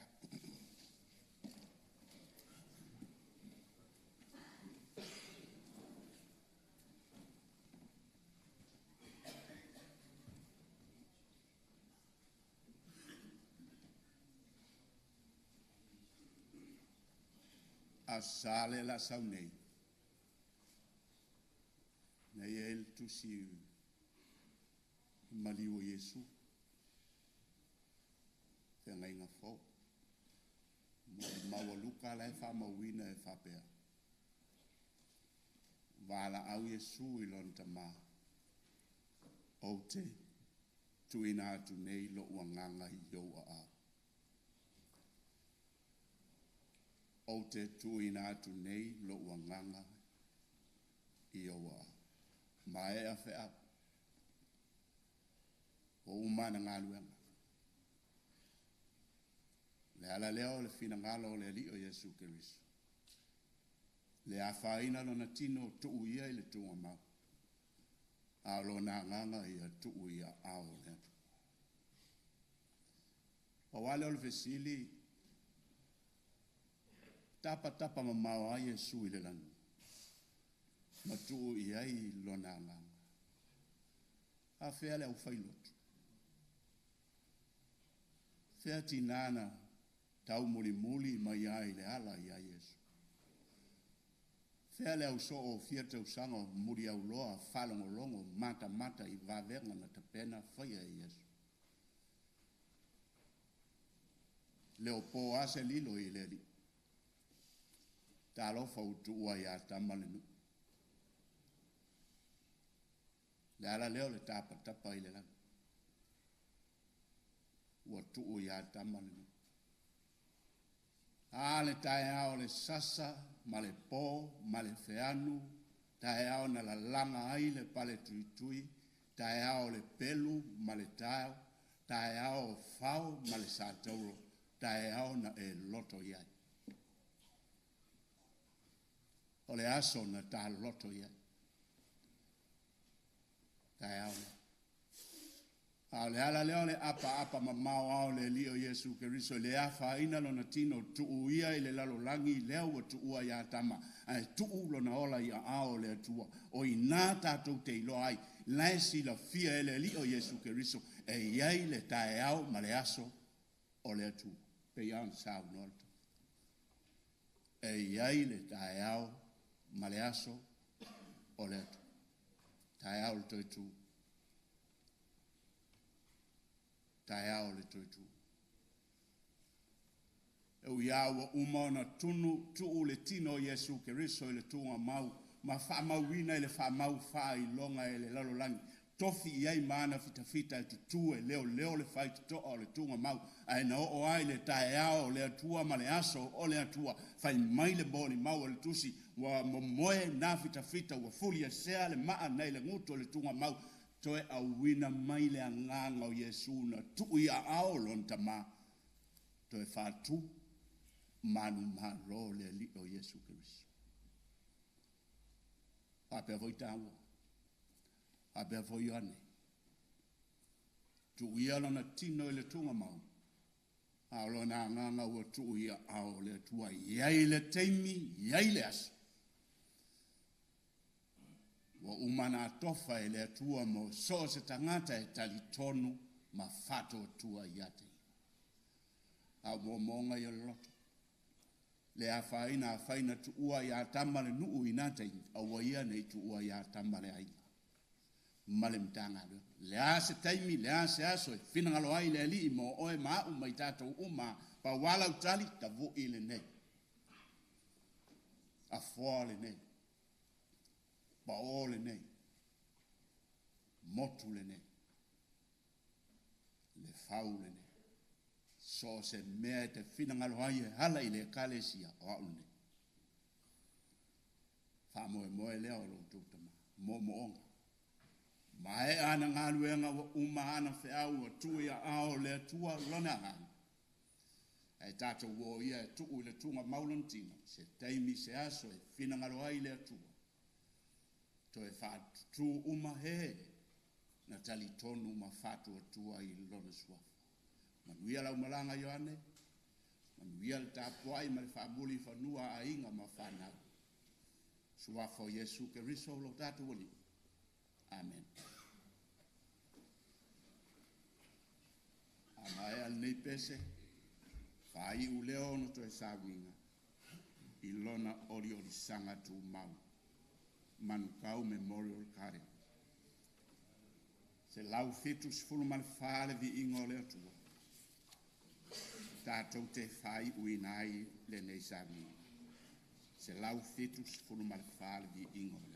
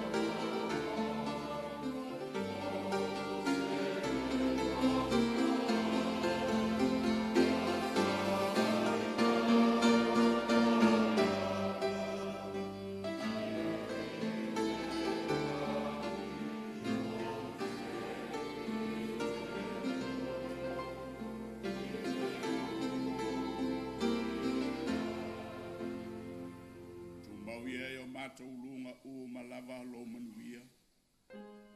O e lava o le atua le tamama le atua le alo. Mafuta malaua nganga pa ia nei o i le whava vaulana. Amen.